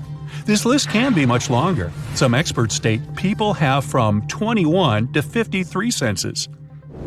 Your fingers actually get pruny after you spend too much time in the water for your safety. Is it true? What's your bet?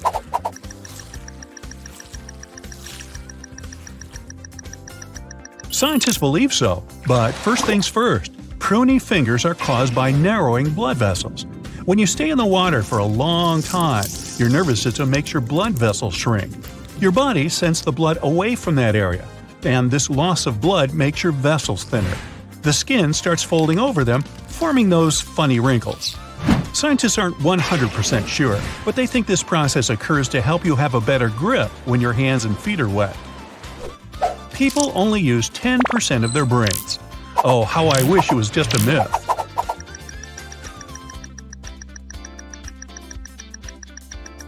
And it is. Apparently, you use almost 100% of your brain every day. This organ is active all the time, even when you're asleep. When you're snoozing, your frontal cortex, which is responsible for higher-level thinking, and the areas that help you sense your surrounding, are still doing their job. For some people, the world is much brighter than for others. How come?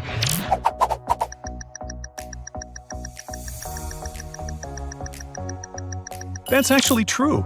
There are 3 kinds of cone cells in the average person's eyes. These cones help to recognize the colors in the blue, red, and green spectrums. Thanks to them, most people can distinguish around 1 million different shades. But those with technochromacy have 4 cones in their eyes. This feature allows them to see up to 100 million different hues. This vision anomaly is extremely rare, and women have it more often than men. But do you know the funniest thing about this? Most people with tetrachromacy don't even realize they see the world brighter than others. Sometimes you can hear better after closing your ears. Well, it seems counterproductive, but can it be true?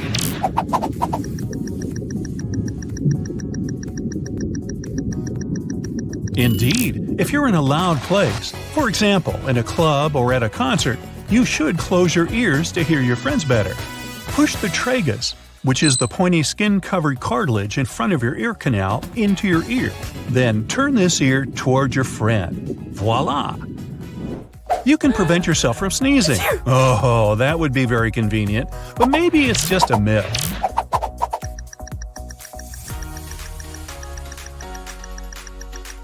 It's true. If you don't want to sneeze, press the skin on the bridge of your nose with your fingers. When you do it, your brain receives an alarm signal. It immediately puts the brakes on all other processes, including the sneezing reflex. Okay, you're gonna finish these 5 episodes of your favorite series now and catch up on sleep later, but can you?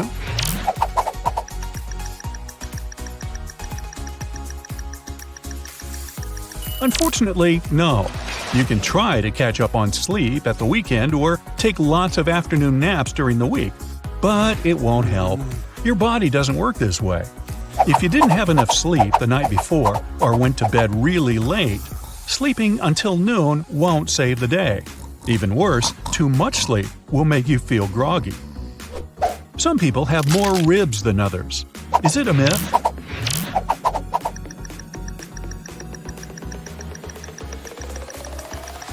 Nah, it's true. Most people have 12 pairs of ribs, which makes 24 in total. But 1 in 200 people has an additional 25th rib. It's called cervical and forms at the base of the neck above the collarbone. It can grow on the left, right, or even both sides of the body. Those people who have extra ribs most likely know nothing about this modification. That's because an extra rib rarely forms completely and can look like a thin strand of tissue. In this case, you won't see it even on an X-ray. You should wait for at least a half an hour after eating before you go swimming. Well, it sounds reasonable, but is it true?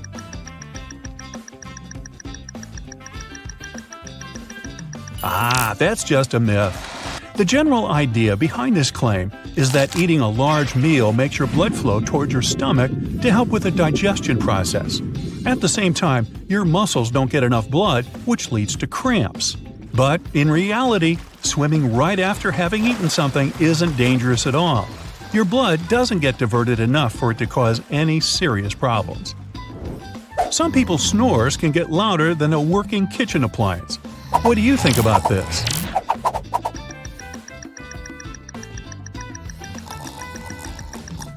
Well, on average, when a person snores, the sound doesn't get louder than 60 decibels, which is as loud as a regular conversation. But sometimes, the noise level can reach 80 decibels, and that's as loud as a working food blender. Not all people have round pupils. Can it be true?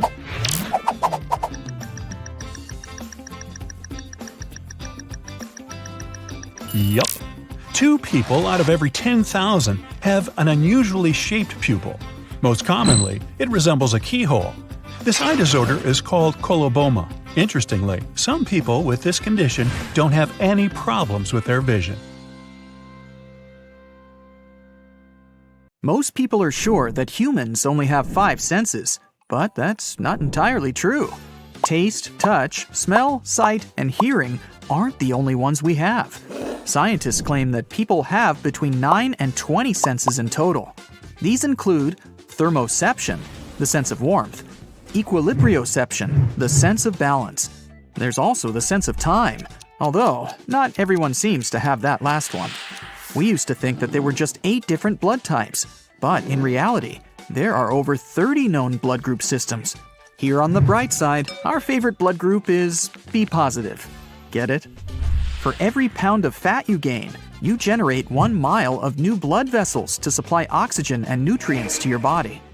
Your stomach produces a new lining every 6 days to avoid digesting itself. Nerve cells transmit 1,000 nerve impulses a second. They travel between 1 and 268 miles per hour. Our DNA contains 100,000 viruses. Scientists have discovered one that goes back 100 million years. Your body emits visible light.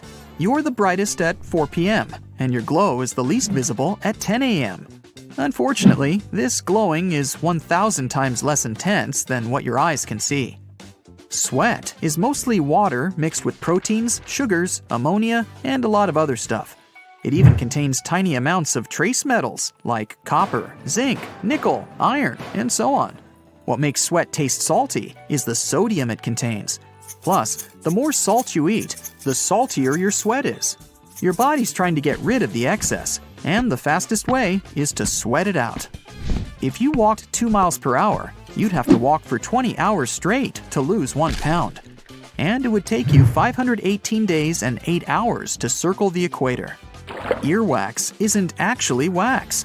It contains fat, skin cells, sweat, and dirt. Your brain gets 3 times bigger over the first year of life and reaches its full maturity when you're 25. 60% of it is fat. Your brain generates around 23 watts of electrical power, which is enough to run a small light bulb. Humans can't really multitask. Your brain can't perform more than 1 action at the same time. It switches between them, which doesn't save time as you might think, but increases the possibility you'll do something wrong and makes the process longer. When you have an exam to take, or you're at work trying to focus on an important task, try chewing gum. Research showed it can help you stay concentrated for longer on tasks that require your full attention. Studies even say that it's a better test aid than caffeine. There's nothing special in the gum, but the act of chewing wakes your brain up. The effect doesn't last long though, just for 20 minutes. Embryos develop fingerprints at 3 months. Your bones are 4 times harder than concrete. The strongest bone in your body is the femur. It can support up to 30 times the weight of a grown-up person. Even crazier is that our bones are made up of composite material, meaning they're both hard and elastic at the same time. Sunburn is the result of radiation exposure. When your body's natural defense mechanism gets overwhelmed trying to fight UV rays, a toxic reaction occurs that results in sunburn. Goosebumps are an evolutionary reflex left over from our ancestors. The release of adrenaline made their hair stand up, and they look scarier to approaching predators. Your body produces 1 to 3 pints of saliva every day. It helps you digest food and fights off infections. You also have a lot of bacteria in your mouth. Yeah, that's right. The average amount of bacteria in a person's mouth is almost the same as the number of people living on Earth. That's hard to digest. Each human has roughly 150,000 hairs on their head. Every strand grows around 1/2 inch per month. If we added the growth from each hair, it would measure the distance of 10 miles in just 1 year. Your hair is also a lot stronger than you think. A single strand can hold 3 ounces, which is the weight of an apple. If we combined the strength of all the hair on your head, it could support the weight of 2 elephants. Hey, let's try it. The beating sound your heart makes is the clap of valve leaflets opening and closing. Your heart doesn't replicate its cells unless you have an injury. Your corneas are the only part of your body that don't get blood. They get oxygen directly through the air. When you're sitting or standing upright, it's easier for you to recall some positive memories that make you feel good. Some believe it's because sitting up with your back flat boosts blood flow, and your brain gets more oxygen, which helps it function better. The man who has the deepest voice in the world, and that's definitely not me, can produce sounds that humans, including him, can't hear at all. But elephants can hear those sounds. Veins look blue because light has to go through layers of skin and fat to reach them. Your skin scatters a lot of the red portion of white light before it reflects the blood. This leaves only the blue light to bounce back to your eyes. A person who has anosmia is unable to detect smells. Phantosmia is the opposite condition, when someone smells an odor that isn't actually there. The human brain has 100 billion neurons. It's 73% water, and the same is true about the heart. That's why if your brain loses even 2% of its liquid, you start to feel tired. It also makes your memory worse, shortens your attention span, and puts a dampener on your mood. The earliest known person to have had blue eyes lived in the Stone Age, 7,000 years ago. Your right kidney is probably smaller and sits lower down than your left kidney to make room for your liver. By the way, your brain makes sure you don't drink too little or too much water. After you swallow some liquid, your mouth and throat start to fire signals to your brain, telling it to stop drinking. Otherwise, you'd keep gulping down water for the entire 10 to 60 minutes it takes the liquid to get to your cells. Your eyes can see something for a mere 13 milliseconds, and your brain will already process this image. The average blink lasts from 100 to 400 milliseconds. Even though the tongue isn't the strongest muscle in your body, it never gets tired. That's because of the way it's built. It's made up of 8 interwoven muscles. The tongue is the only muscle with ends not connected to bone. Other muscles join 2 bones at both ends because that's how we pull and make a motion. There are around 700 different species of bacteria in your mouth. Over 6 billion of them live there. Your skin is your largest organ. It can cover the surface area of 2 bath towels. It accounts for around 16% of body weight and is around 22 square feet. If you typed 60 words per minute for 8 hours a day, it would take you 50 years to type the human genome. You get tired pretty quickly when you're out in the heat. This happens because your body is trying really hard to keep itself cool, which puts a lot of extra work on it. So you get exhausted and tired, even if you don't do anything physically demanding. Your body has 78 organs, but only 5 of them are essential for survival: the brain, liver, kidney, lungs, and heart. Oh, the phone's ringing. Must be something urgent. At 11 p.m. Only all the gadgets in the house are silent. It's your ears that are ringing. You can also hear some hissing, whistling, buzzing, and even roaring. But all this noise doesn't have an external source. That's why it's known as phantom sounds. They can occur in one or both ears, constantly or from time to time. They're usually most noticeable at night, when nothing distracts you. Women have more taste buds on the surface of their tongues than men do. That's one of the reasons why 35% of ladies and only 15% of guys are super tasters. Those are people who feel flavors more strongly than others. Left-handed people usually prefer to chew on the left side, and right-handed people, well, you guessed it, chew on the right. Even if your fingerprints are damaged, they'll grow back in the same unique pattern. When breathing, a single lung only uses 5% of the oxygen you've inhaled. Yep, your brain will grow by roughly 2% if you venture into space. Under normal gravity, it is thought that fluid in the brain naturally moves downwards when we stand upright. But there is evidence that lack of gravity prevents this, which is why fluid accumulates in the brain and skull. While a bunch of flowers may be fragrant for you, there are people with cacosmia who would beg to differ. They perceive all the smells out there as something odorous. Well, that stinks. Speaking of which, out of all the senses we have, smell is the most acute one. We remember 65% of smells after a year, but only 50% of what we've seen over the last 3 weeks.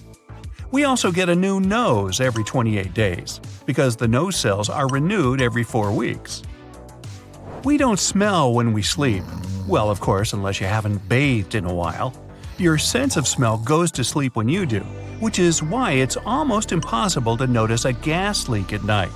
While sleeping, we rely only on sound because the sleep can be disrupted by noise. Almost half of your taste buds will have gone away by the time you turn 60.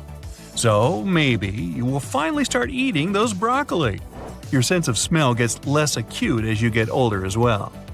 As for taste again, we mostly rely on our smell since it helps us perceive up to 95% of the flavor.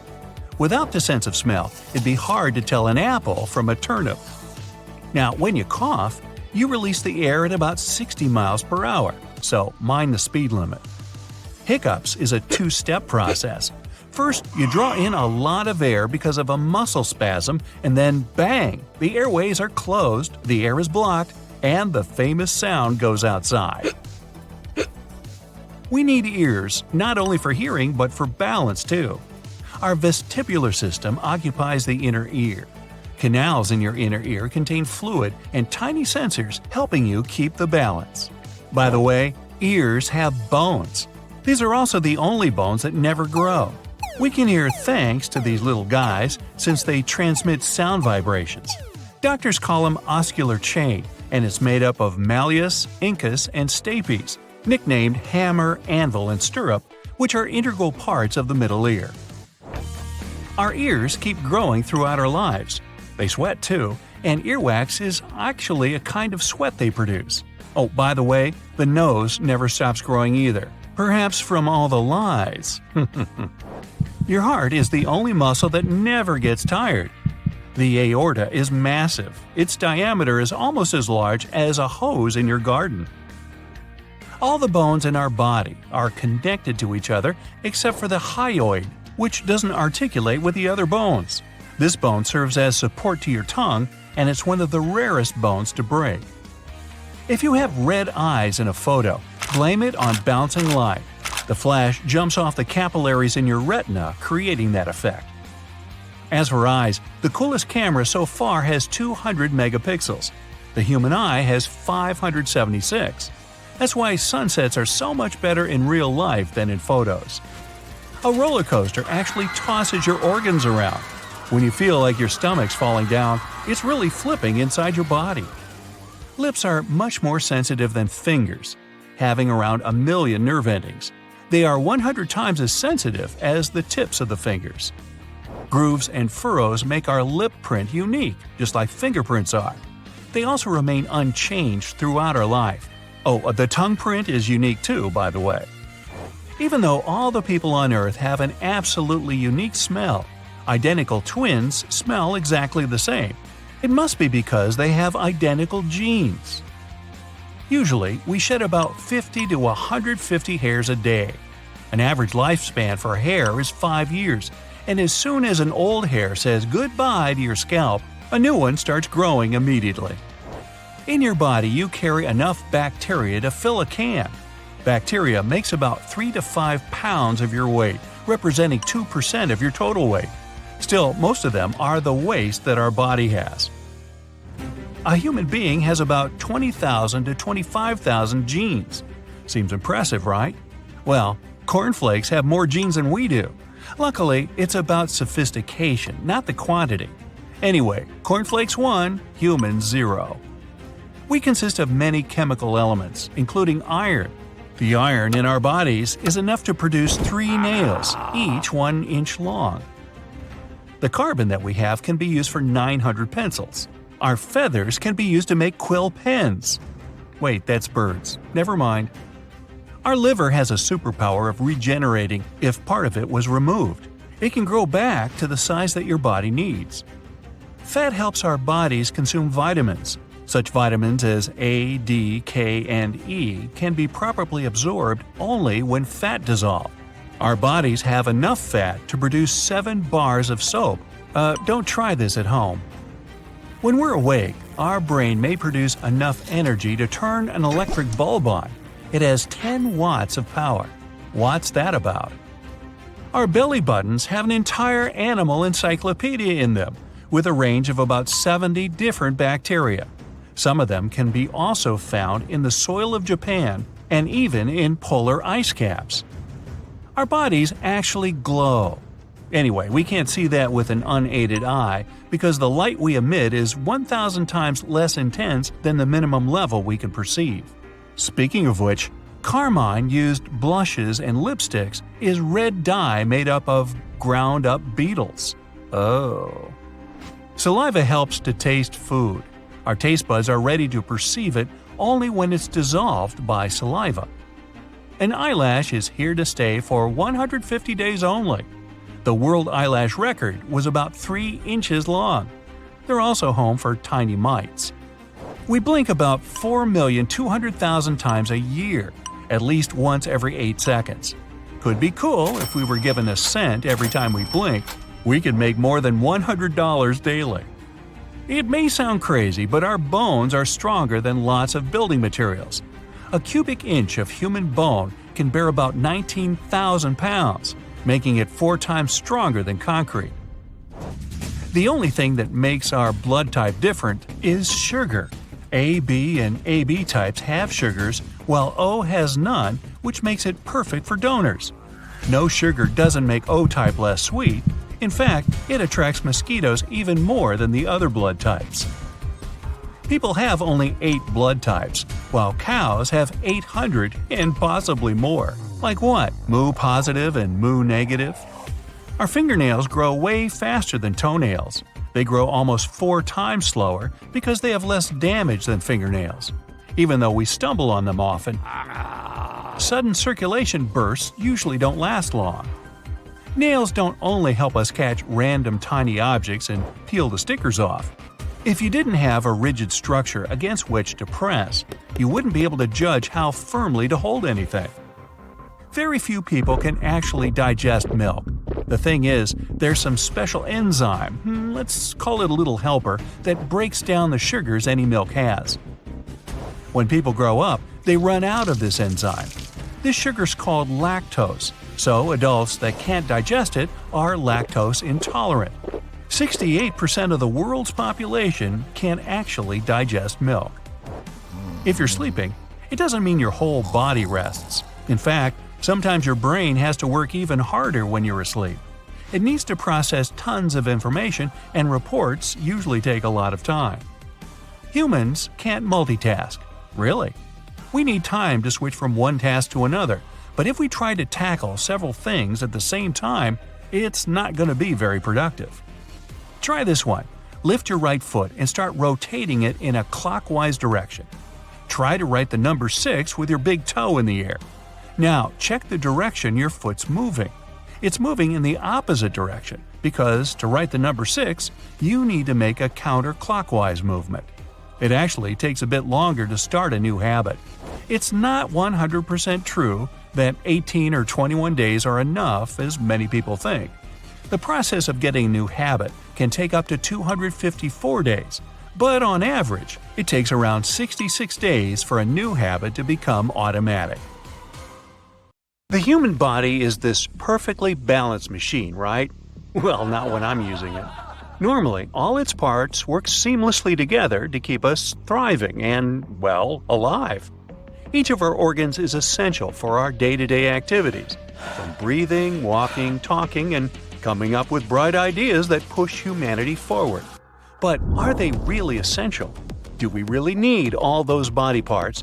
Or are some of them just ancient relics that we just got stuck with in this weird game of evolution? Take wisdom teeth, for example. Nah, somebody already took mine. Yeah, they're those pairs of teeth stuck in the back of your mouth you often have to go to the dentist for. They're also known as third molars, and while they can be used to chew food, a lot of people think they're just unnecessary. And get this, around 22% of people worldwide don't even have all four of them. When they do grow in, they're the most likely to become impacted, which means they get stuck in the jawbone sideways and can't properly come through the gums. It's all because our jaws are often too small to accommodate these extra guys. Some smart scientists think that's because we've evolved to have smaller jaws over time. Recent evidence also shows that what we eat as kids might also be to blame, but it's hard to know for sure. Apparently, munching on hard-to-chew foods like raw veggies and nuts can actually stimulate jaw growth, while eating soft processed foods can kinda stunt it. And that leaves little space for our back teeth to come in and, do their thing. Will they disappear altogether in the future? I guess we human mammals will just have to wait and see. Now let's talk about the vomeral nasal organ, or as I like to call it, the nose's secret instrument. Ooh. You see, rodents and other mammals have this awesome ability to communicate with each other using chemical signals called pheromones. And guess what? They have a special organ called the vomeral nasal organ, or VNO, that helps them detect these pheromones. Here's where it gets interesting. While most adult humans have something resembling a VNO in their nose, it turns out that it's basically a useless remnant.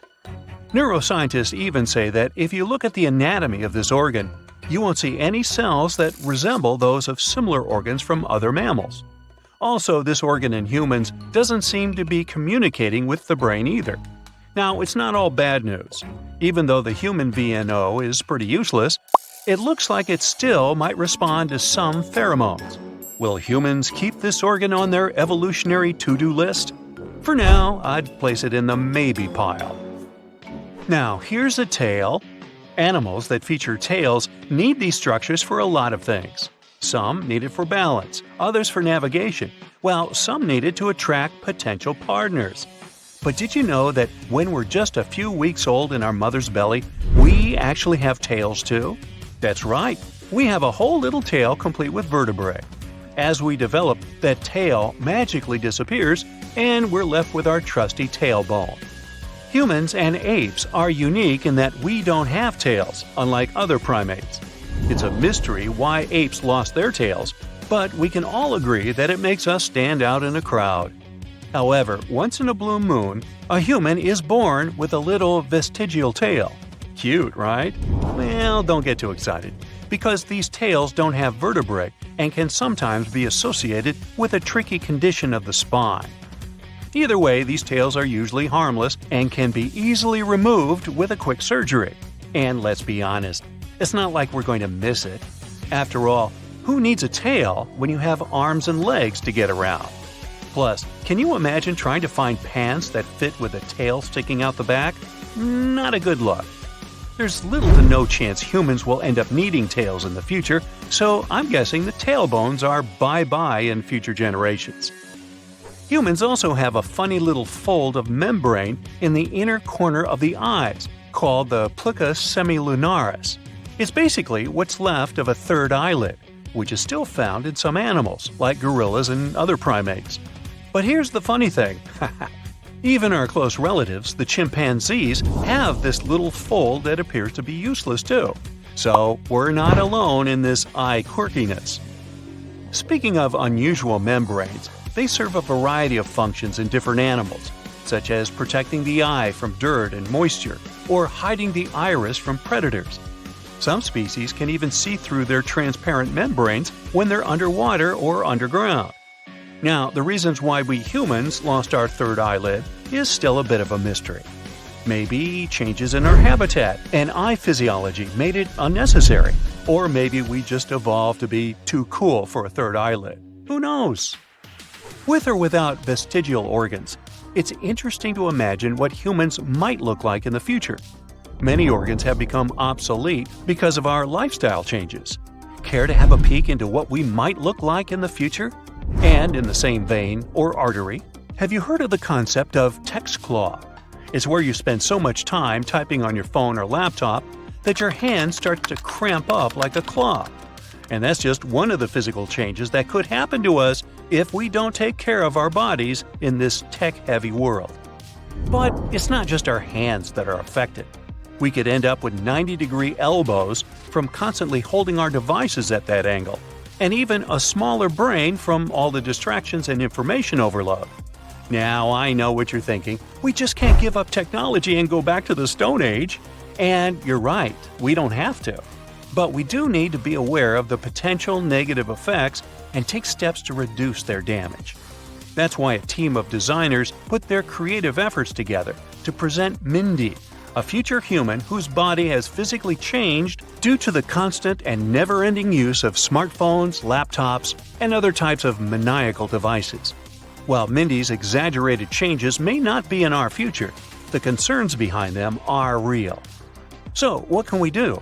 Well, one suggestion is to take regular breaks from our screens and stretch our legs a little.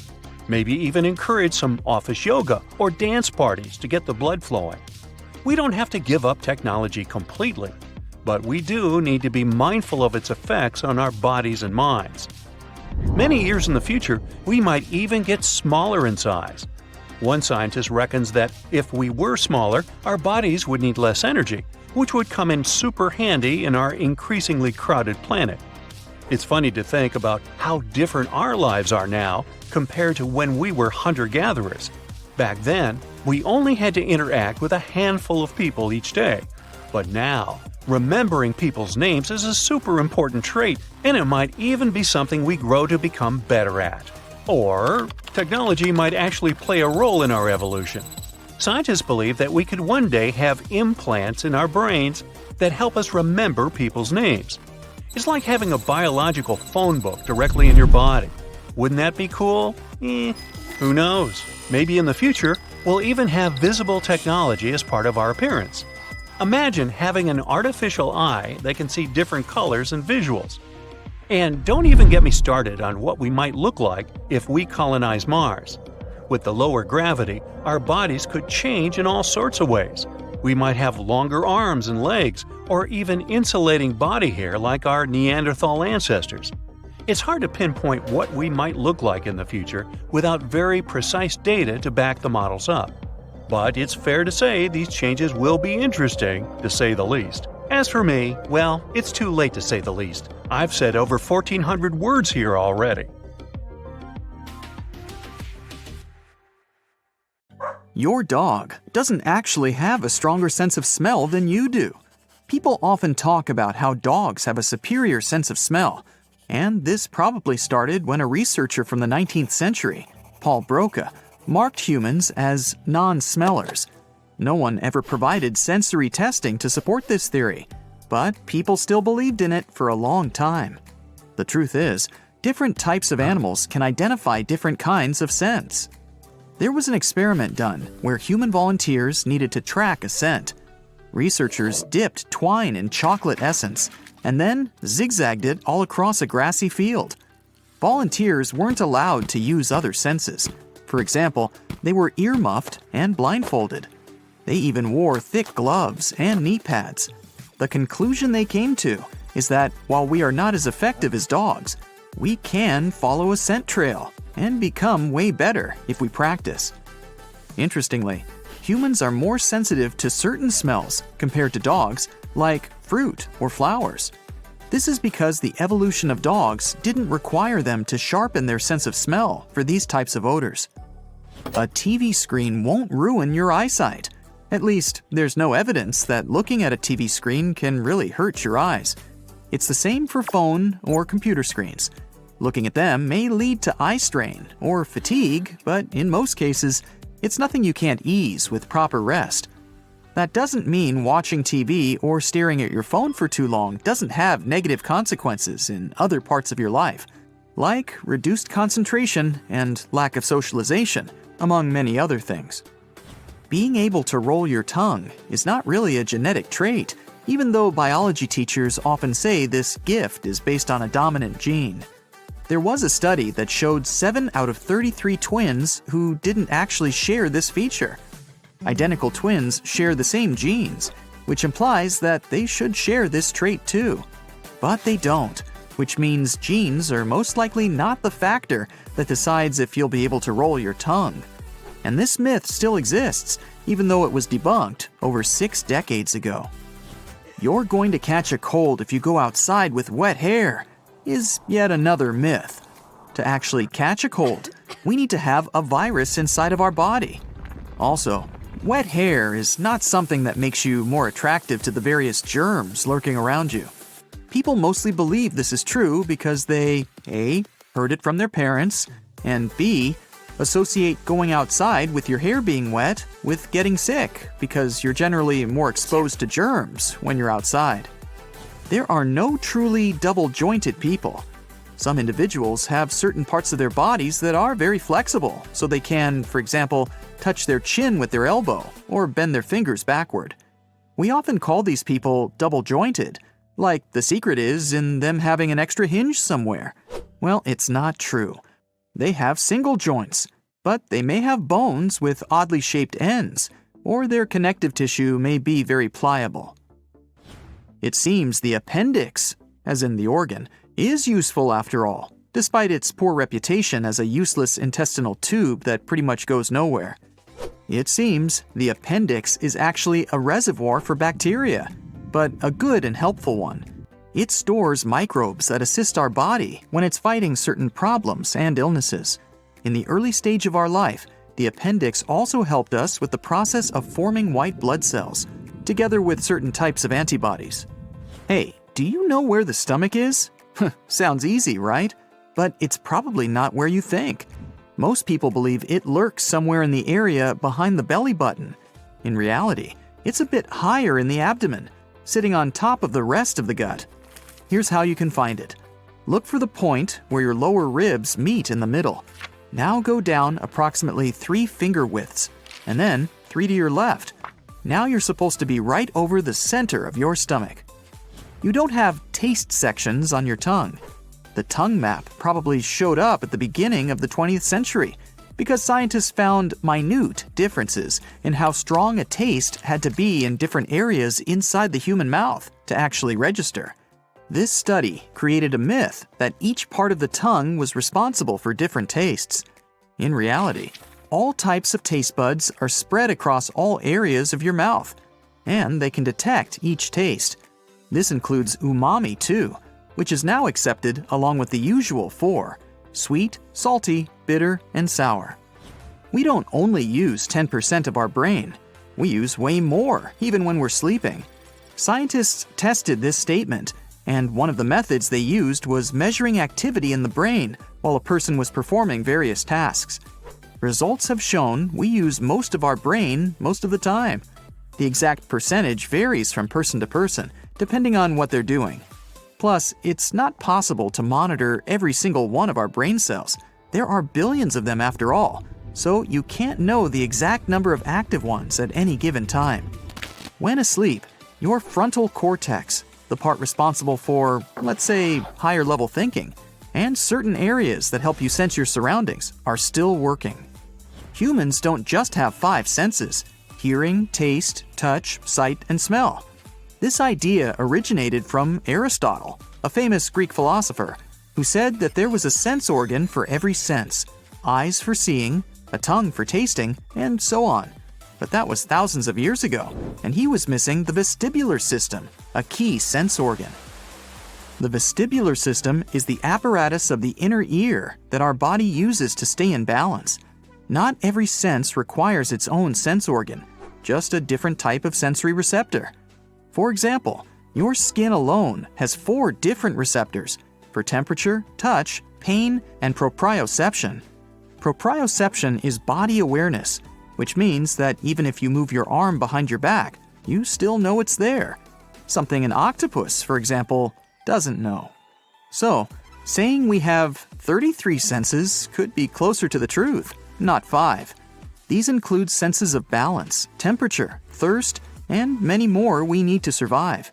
If you like cracking your knuckles from time to time, no need to worry.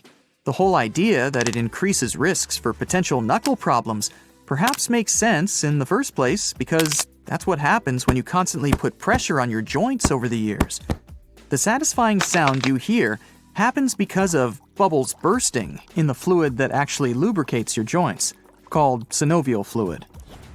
If you eat a big meal, you can still go swimming. You won't get cramps. The idea behind this misconception is eating a heavy meal will increase the amount of blood flow to your stomach. That way, blood won't go to your muscles, which will potentially cause cramps if you go swimming. The truth is, you probably won't feel that comfortable swimming immediately after eating a large meal, but you're safe to go if you really want to. It's even recommended to have a small snack that's rich in carbs not long before your swimming session. This will boost your energy. When you shave your body hair, you don't have to worry about it growing back darker and thicker, because this is a myth. You may believe there are some changes in the color, thickness, or growth rate of the hair. That's because after you shave, you give the follicle a blunt tip, which may look or feel darker and rougher than it was before. But that's just a perception trick. You'll see that once your hair grows in again, it will be the same as before. It's a myth that we lose a disproportionate amount of body heat through our heads. You may feel like that because our head, chest, and face are definitely more sensitive when it comes to changes in temperature. In reality, you'd be just as cold if you went out without a hat as if you weren't wearing pants. You probably feel like you're losing heat through your head because it's often one of those parts that we leave uncovered when going out. No need to worry if you wake up a sleepwalker. You're not going to seriously harm them by doing so. If you startle one, they can be quite disoriented and may have a confused reaction. Sometimes it's better to do that than to let a sleepwalker get up and start doing certain things that they shouldn't be doing while sleeping, like cooking or driving. Or you could just show them the way back to bed. Yep, I think it's safe to say that falling from any height can be really dangerous, but especially when you've tumbled out of an airplane, and worse, without a parachute. Now, the trick here is to create drag to slow your descent. Use your shirt, pants, or do an air snow angel. Anything to slow you down a little bit. But hey, you've always wanted to make an impact, right? Well, check this out. A Yugoslavian woman was working as a flight attendant. She survived an incredible fall on January 26, 1972, after the plane she was working on exploded. Falling from a height of 33,000 feet, she managed to survive but spent the next year and a half recovering after waking up from her coma. Experts disagree on the right way to land, but there's definitely a wrong way, landing on your head. Do you remember the rule of 3 for us squishy human beings? That's you and me, by the way. 3 minutes without oxygen, 3 days without water, 3 weeks without food. It's a great guideline, but some people manage to stretch it out a bit further. If watching a sunset, smelling flowers, or ordering that big juicy hamburger is important to you, well, you better start thanking that delightful gas, oxygen. Don't believe me? Try doing even one of those things without it. 2 minutes without oxygen will cause the average human to pass out. After 10 minutes, well, there isn't usually a comeback to her. This varies, of course, from person to person, depending on their fitness levels, but we love to push the boundaries as humans, don't we? The longest someone held their breath for was an outstanding 24 minutes 3.45 seconds, give or take. That's 100 times longer than the first airplane flight. Take that, Wright brothers. Alex Segura Vendrell from Spain pushed the limits of breath-holding in 2016 by floating in a controlled pool environment. Just before going under, he was gulping in air like a fish to try to get as much oxygen as possible. Strangely, holding your breath underwater is easier than trying it on dry land. Swimming activates your diver's reflex, slowing down our heart rate and metabolism. Not only is oxygen important, so is precious H2O and tasty food. Each cell in our body needs water to survive. If we can't replace the water lost quickly, we only have about 3 days to a week before it's all over. How humid the air is, our age, physical activity, and health play a huge part in water retention in our bodies. When we're running low on water, the important areas of our body, like the heart and brain, pull water from wherever it can. Like a sponge, these organs soak up everything until there's nothing left. In 1979, an Austrian man in a holding cell lasted 18 days without water. He allegedly licked condensation off the prison walls to stay hydrated. What's the scariest thing in the universe? The fridge is empty! Where's all the food? Without any calories, your body starts to feed on itself. Not exactly the diet I had planned for this year. During the first few days, our carbohydrate reserves are turned into glucose. When that's all used up, our body starts to target fat, muscle, and other proteins, all the way down to the bones. Fasting is a common way to let our bodies use those extra reserves inside of us. Mahatma Gandhi's longest of many fasts lasted 21 days. The longest known fast was when a 27-year-old lived off water and vitamin supplements for 382 days and shrank from 456 to 180 pounds. Yow! Our bodies are equipped to survive without food for long periods. Our ancestors didn't exactly have a supermarket to go to. This makes us pretty good at dealing with starvation. We humans can cope with many extreme survival situations, but how long can you swim in freezing water without turning into a popsicle? What happens if you're stuck in the desert or at the top of a mountain? Climbing the peaks of the world, like the Rocky Mountains, the Swiss Alps, or even Mount Everest, is challenging on a good day, but the real danger is altitude sickness. It affects about half of all climbers. Starting at roughly 1.5 miles up, the lack of oxygen can cause dizziness, tiredness, and headaches for some. Others can even get insomnia. This is just the start of a whole bunch of symptoms that affect our bodies. Consciousness becomes a big problem for most people at 3 miles up without proper preparation. Ascending too quickly can even lead to fluid in your lungs or even worse. The thing about altitude sickness is that it doesn't care if you're old or young, male or female, a couch potato or an athlete. Everest is 5.5 miles high and the ultimate challenge for climbers. It's like hiking up 20 Empire State Buildings or 2 times the Hollywood Walk of Fame. Austrian Felix Baumgartner pushed the altitude tolerance limit on October 14, 2012. He jumped from 128,000 feet up. That's nearly 24 miles. It's no surprise that he's also the first skydiver to go faster than the speed of sound, reaching a mind-boggling 833 miles per hour. He definitely had the right equipment, like a pressure suit with oxygen and safety checks in place, which goes to show you, if you're going up high, remember the 5 Ps. Proper planning prevents poor performance. Surviving extreme heat isn't just about the temperature. Humidity is the real danger to us. The less humid the air is, the more water stays where it belongs, in our body. Ever walked into the sauna and realized that it's over 230 degrees? That's so hot and humid, you'd probably only last about 3 to 4 minutes max. Wait, humans can't melt, right? Above 104 degrees, there's a real chance of heat stroke. It doesn't sound like a big change from our usual body temperature, but it is. Just imagine getting caught in a desert for a few days. And not just any desert, the world's hottest. The hottest temperature ever recorded on Earth was in Nevada, a crazy 134 degrees. Cooling way down really quickly can help relieve cramps, headaches, and even nausea. But breathing can become kinda impossible once your organs start to shut down and hypothermia sets in. As soon as our bodies drop below our natural body temperature, our muscles start to stiffen. That's why you stop feeling cold and pain after a while. There just aren't any nerve endings functioning anymore. Shivering quickly to produce heat is our body's natural way to keep our organs warm. This only works for cold air though. In cold water, shivering drains your body heat even faster. If you've never heard of the 300 Club, you're not alone. A base in Antarctica has found a great way to test the extreme limits of the human body in the most peculiar way. Participants at the station warm up in the sauna, which is heated to 200 degrees. Then they pull on their boots and run outside, where it's minus 100.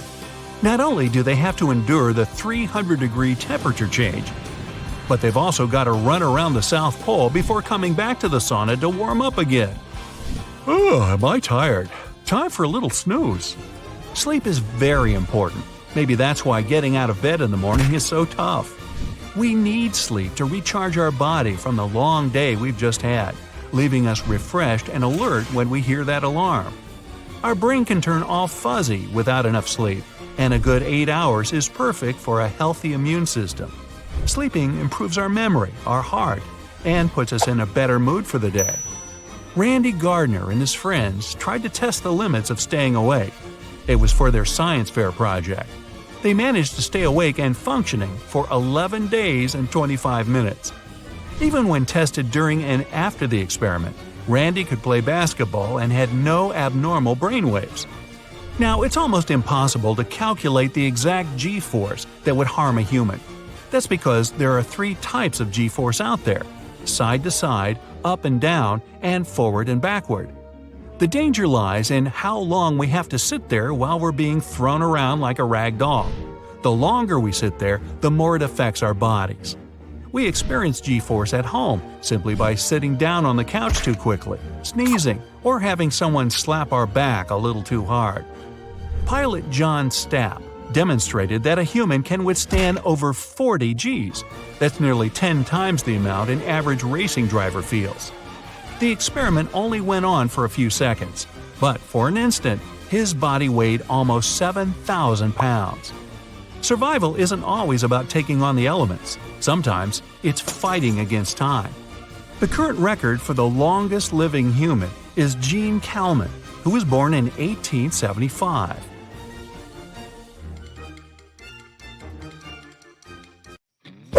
Seems a little weird, but very few people can actually digest milk.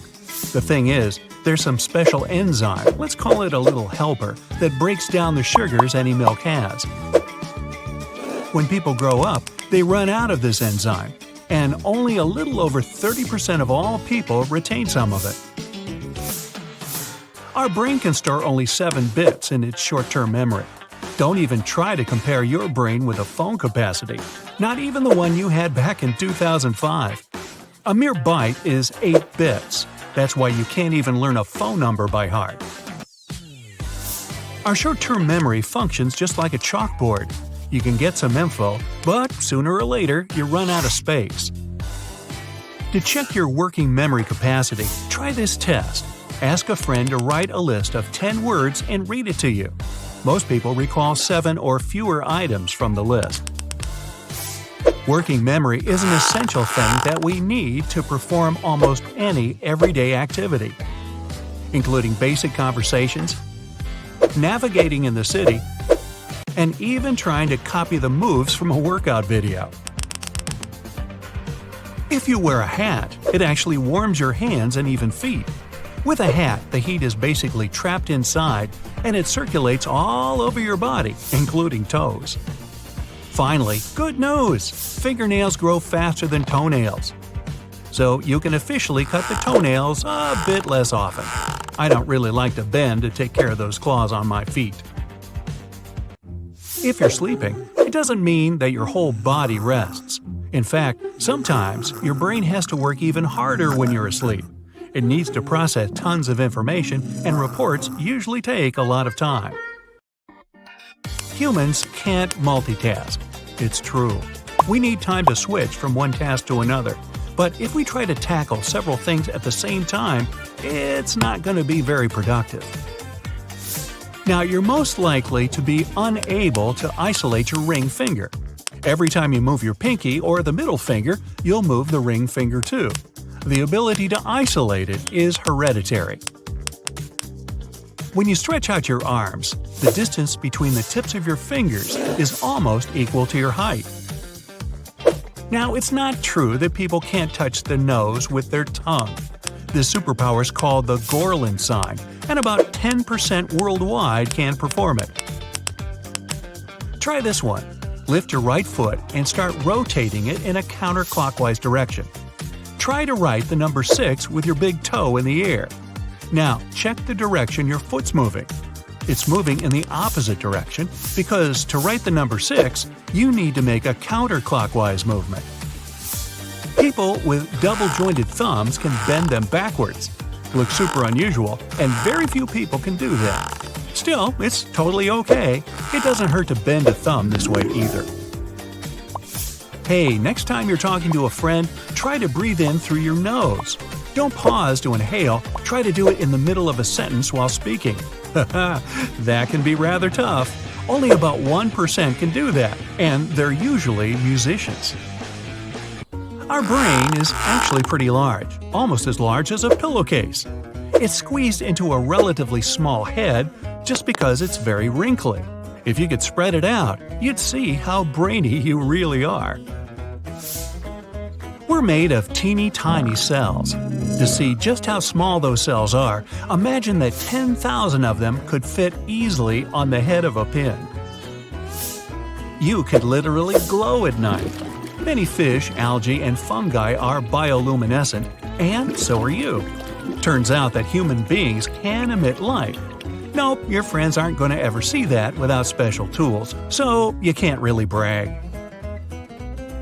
It actually takes a bit longer to start a new habit.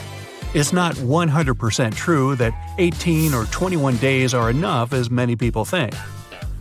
The process of getting a new habit can take up to 254 days, but on average, it takes around 66 days for a new habit to become automatic. If you want to become a tiny bit happier, try spending some money on others. People are social creatures, and we used to need others' help to survive.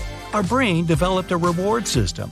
When we do something positive for others, we get oxytocin, one of the happiness hormones. Now, when you're asleep, you won't smell anything nasty. The thing is that your sense of smell deactivates at night.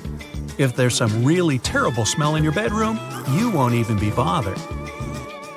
It's been believed for a long time that a person could distinguish more than 10,000 smells.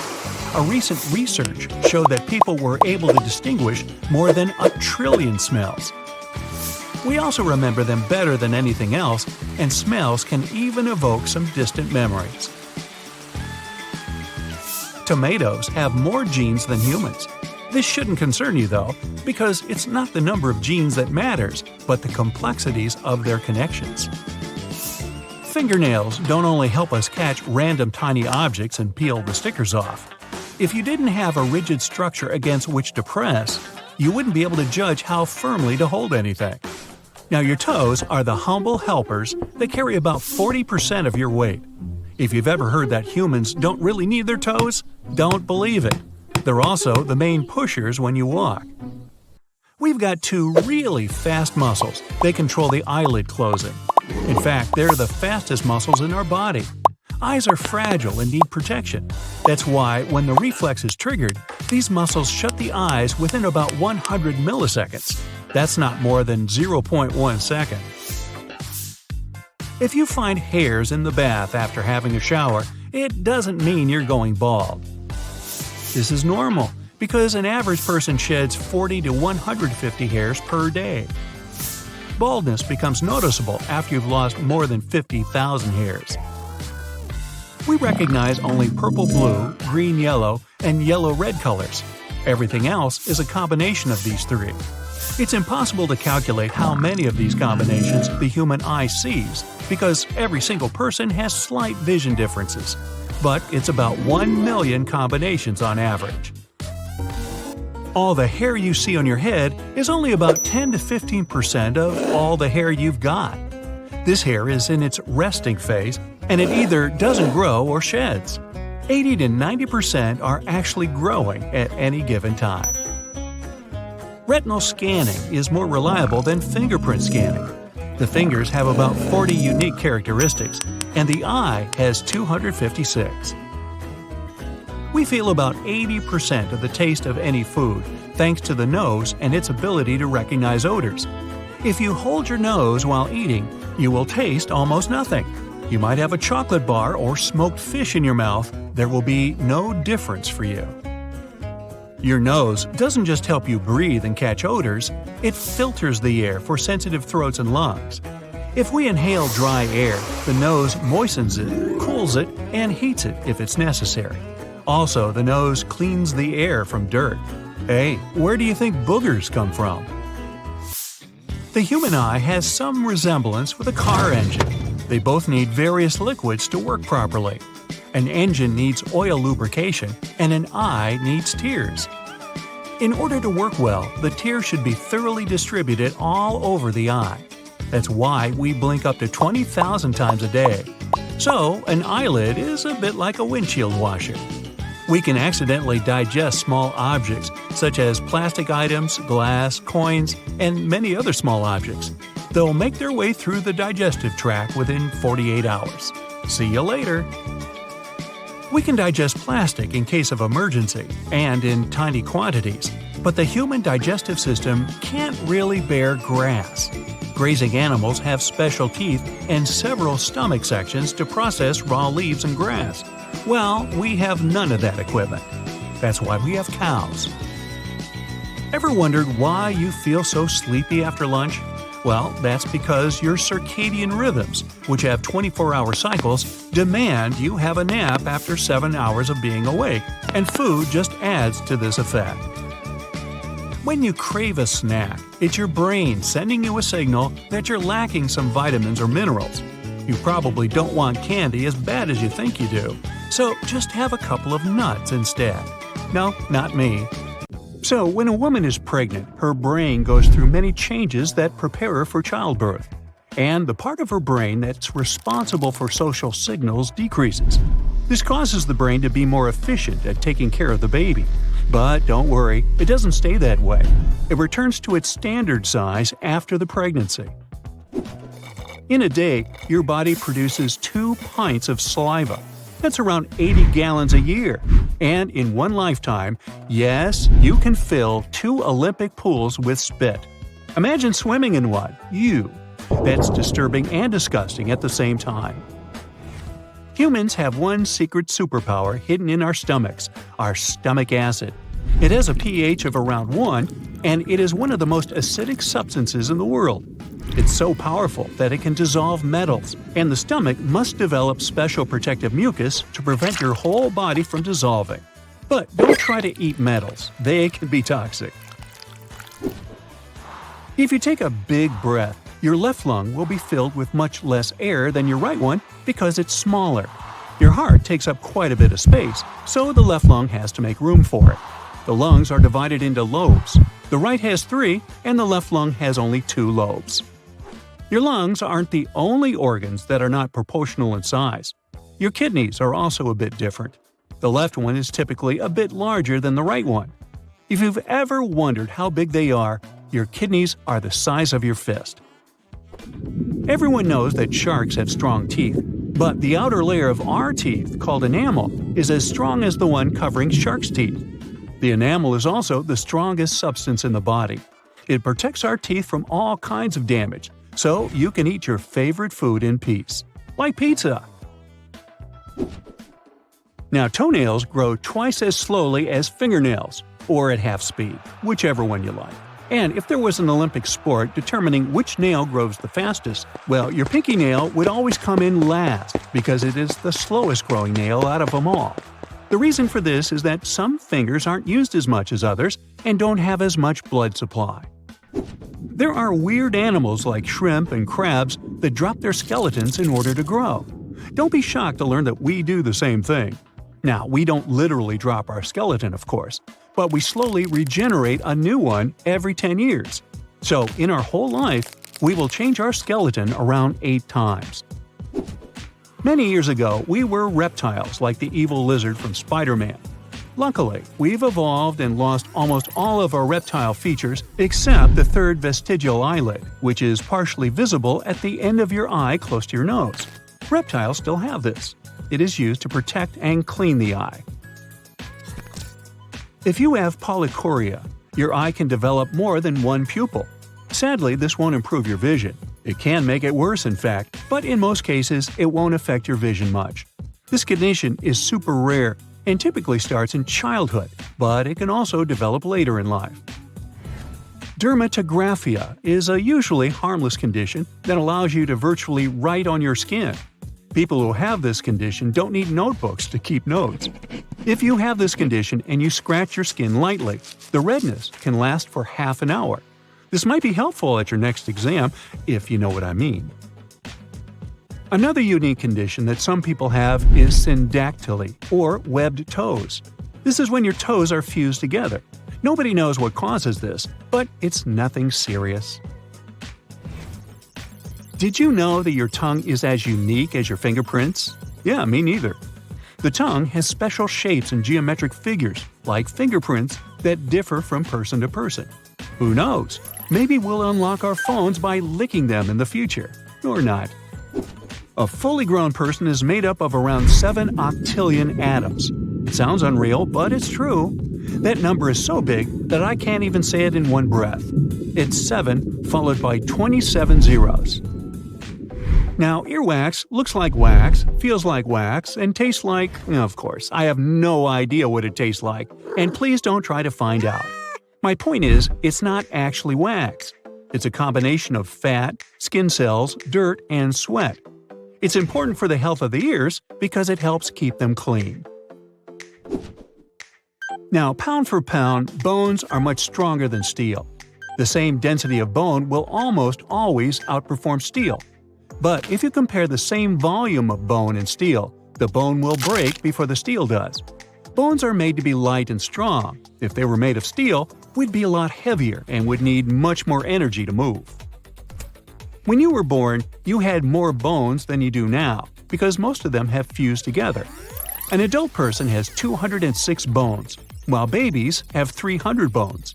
Some of those bones are made of cartilage, which is flexible and soft. The strongest, heaviest, and longest bone is the femur. This bone is the most difficult to break. It can take up to 30 times your body weight, or around 6,000 pounds. Technically, you could balance 2 cars on your femur and still be fine. But don't try it. Bioluminescence is a talent some animals have, like angelfish, fireflies, lanternfish, and humans. Yep, you actually shine in the dark. Scientists have discovered that we glow, but the shine is 1,000 times weaker than what our eyes can detect. You can see yourself glow if you have an ultra-sensitive camera. The amount of melanin you have in your eyes determines what color they are. Brown eyes have the largest amount of melanin, and blue eyes have much less of it. However, people with heterochromia have different color eyes. One eye can be blue, and the other can be brown, or any other color, which is cool. Sometimes only half the eye can be a different color. Now, when you sneeze, the air exiting your nose and mouth can travel at almost 100 miles per hour. We sneeze because some irritants enter the nose, and the body sneezes to remove it. And if you've never heard about your eyes falling out if you sneeze without closing them, that's a lie. Nothing will happen. Your heart is the only muscle that works 24 hours, 7 days a week. It beats over 3 billion times in a person's life and pumps around 2,500 gallons of vital fluid daily. So, you should take good care of it because it works super hard, and you can't do without it. Your funny bone isn't actually a bone but a nerve. That's why when you hit it, you get the feeling that 1,000 ants are crawling under your skin. This nerve is quite long. It starts in the spine and ends in your pinky and ring fingers. Almost all of us have heard that our noses and ears never stop growing. Well, this is not really true. Our noses and ears stop growing when we become teenagers, but they do get bigger as we age because gravity is pulling them. So they're actually stretching, not growing. When you don't get enough sleep, the brain can literally start eating itself. 13% of neurons are destroyed when you don't get a good night's sleep. That's a lot of brain power to lose. Instead of finishing that episode of your favorite series, go to bed. It's not worth it.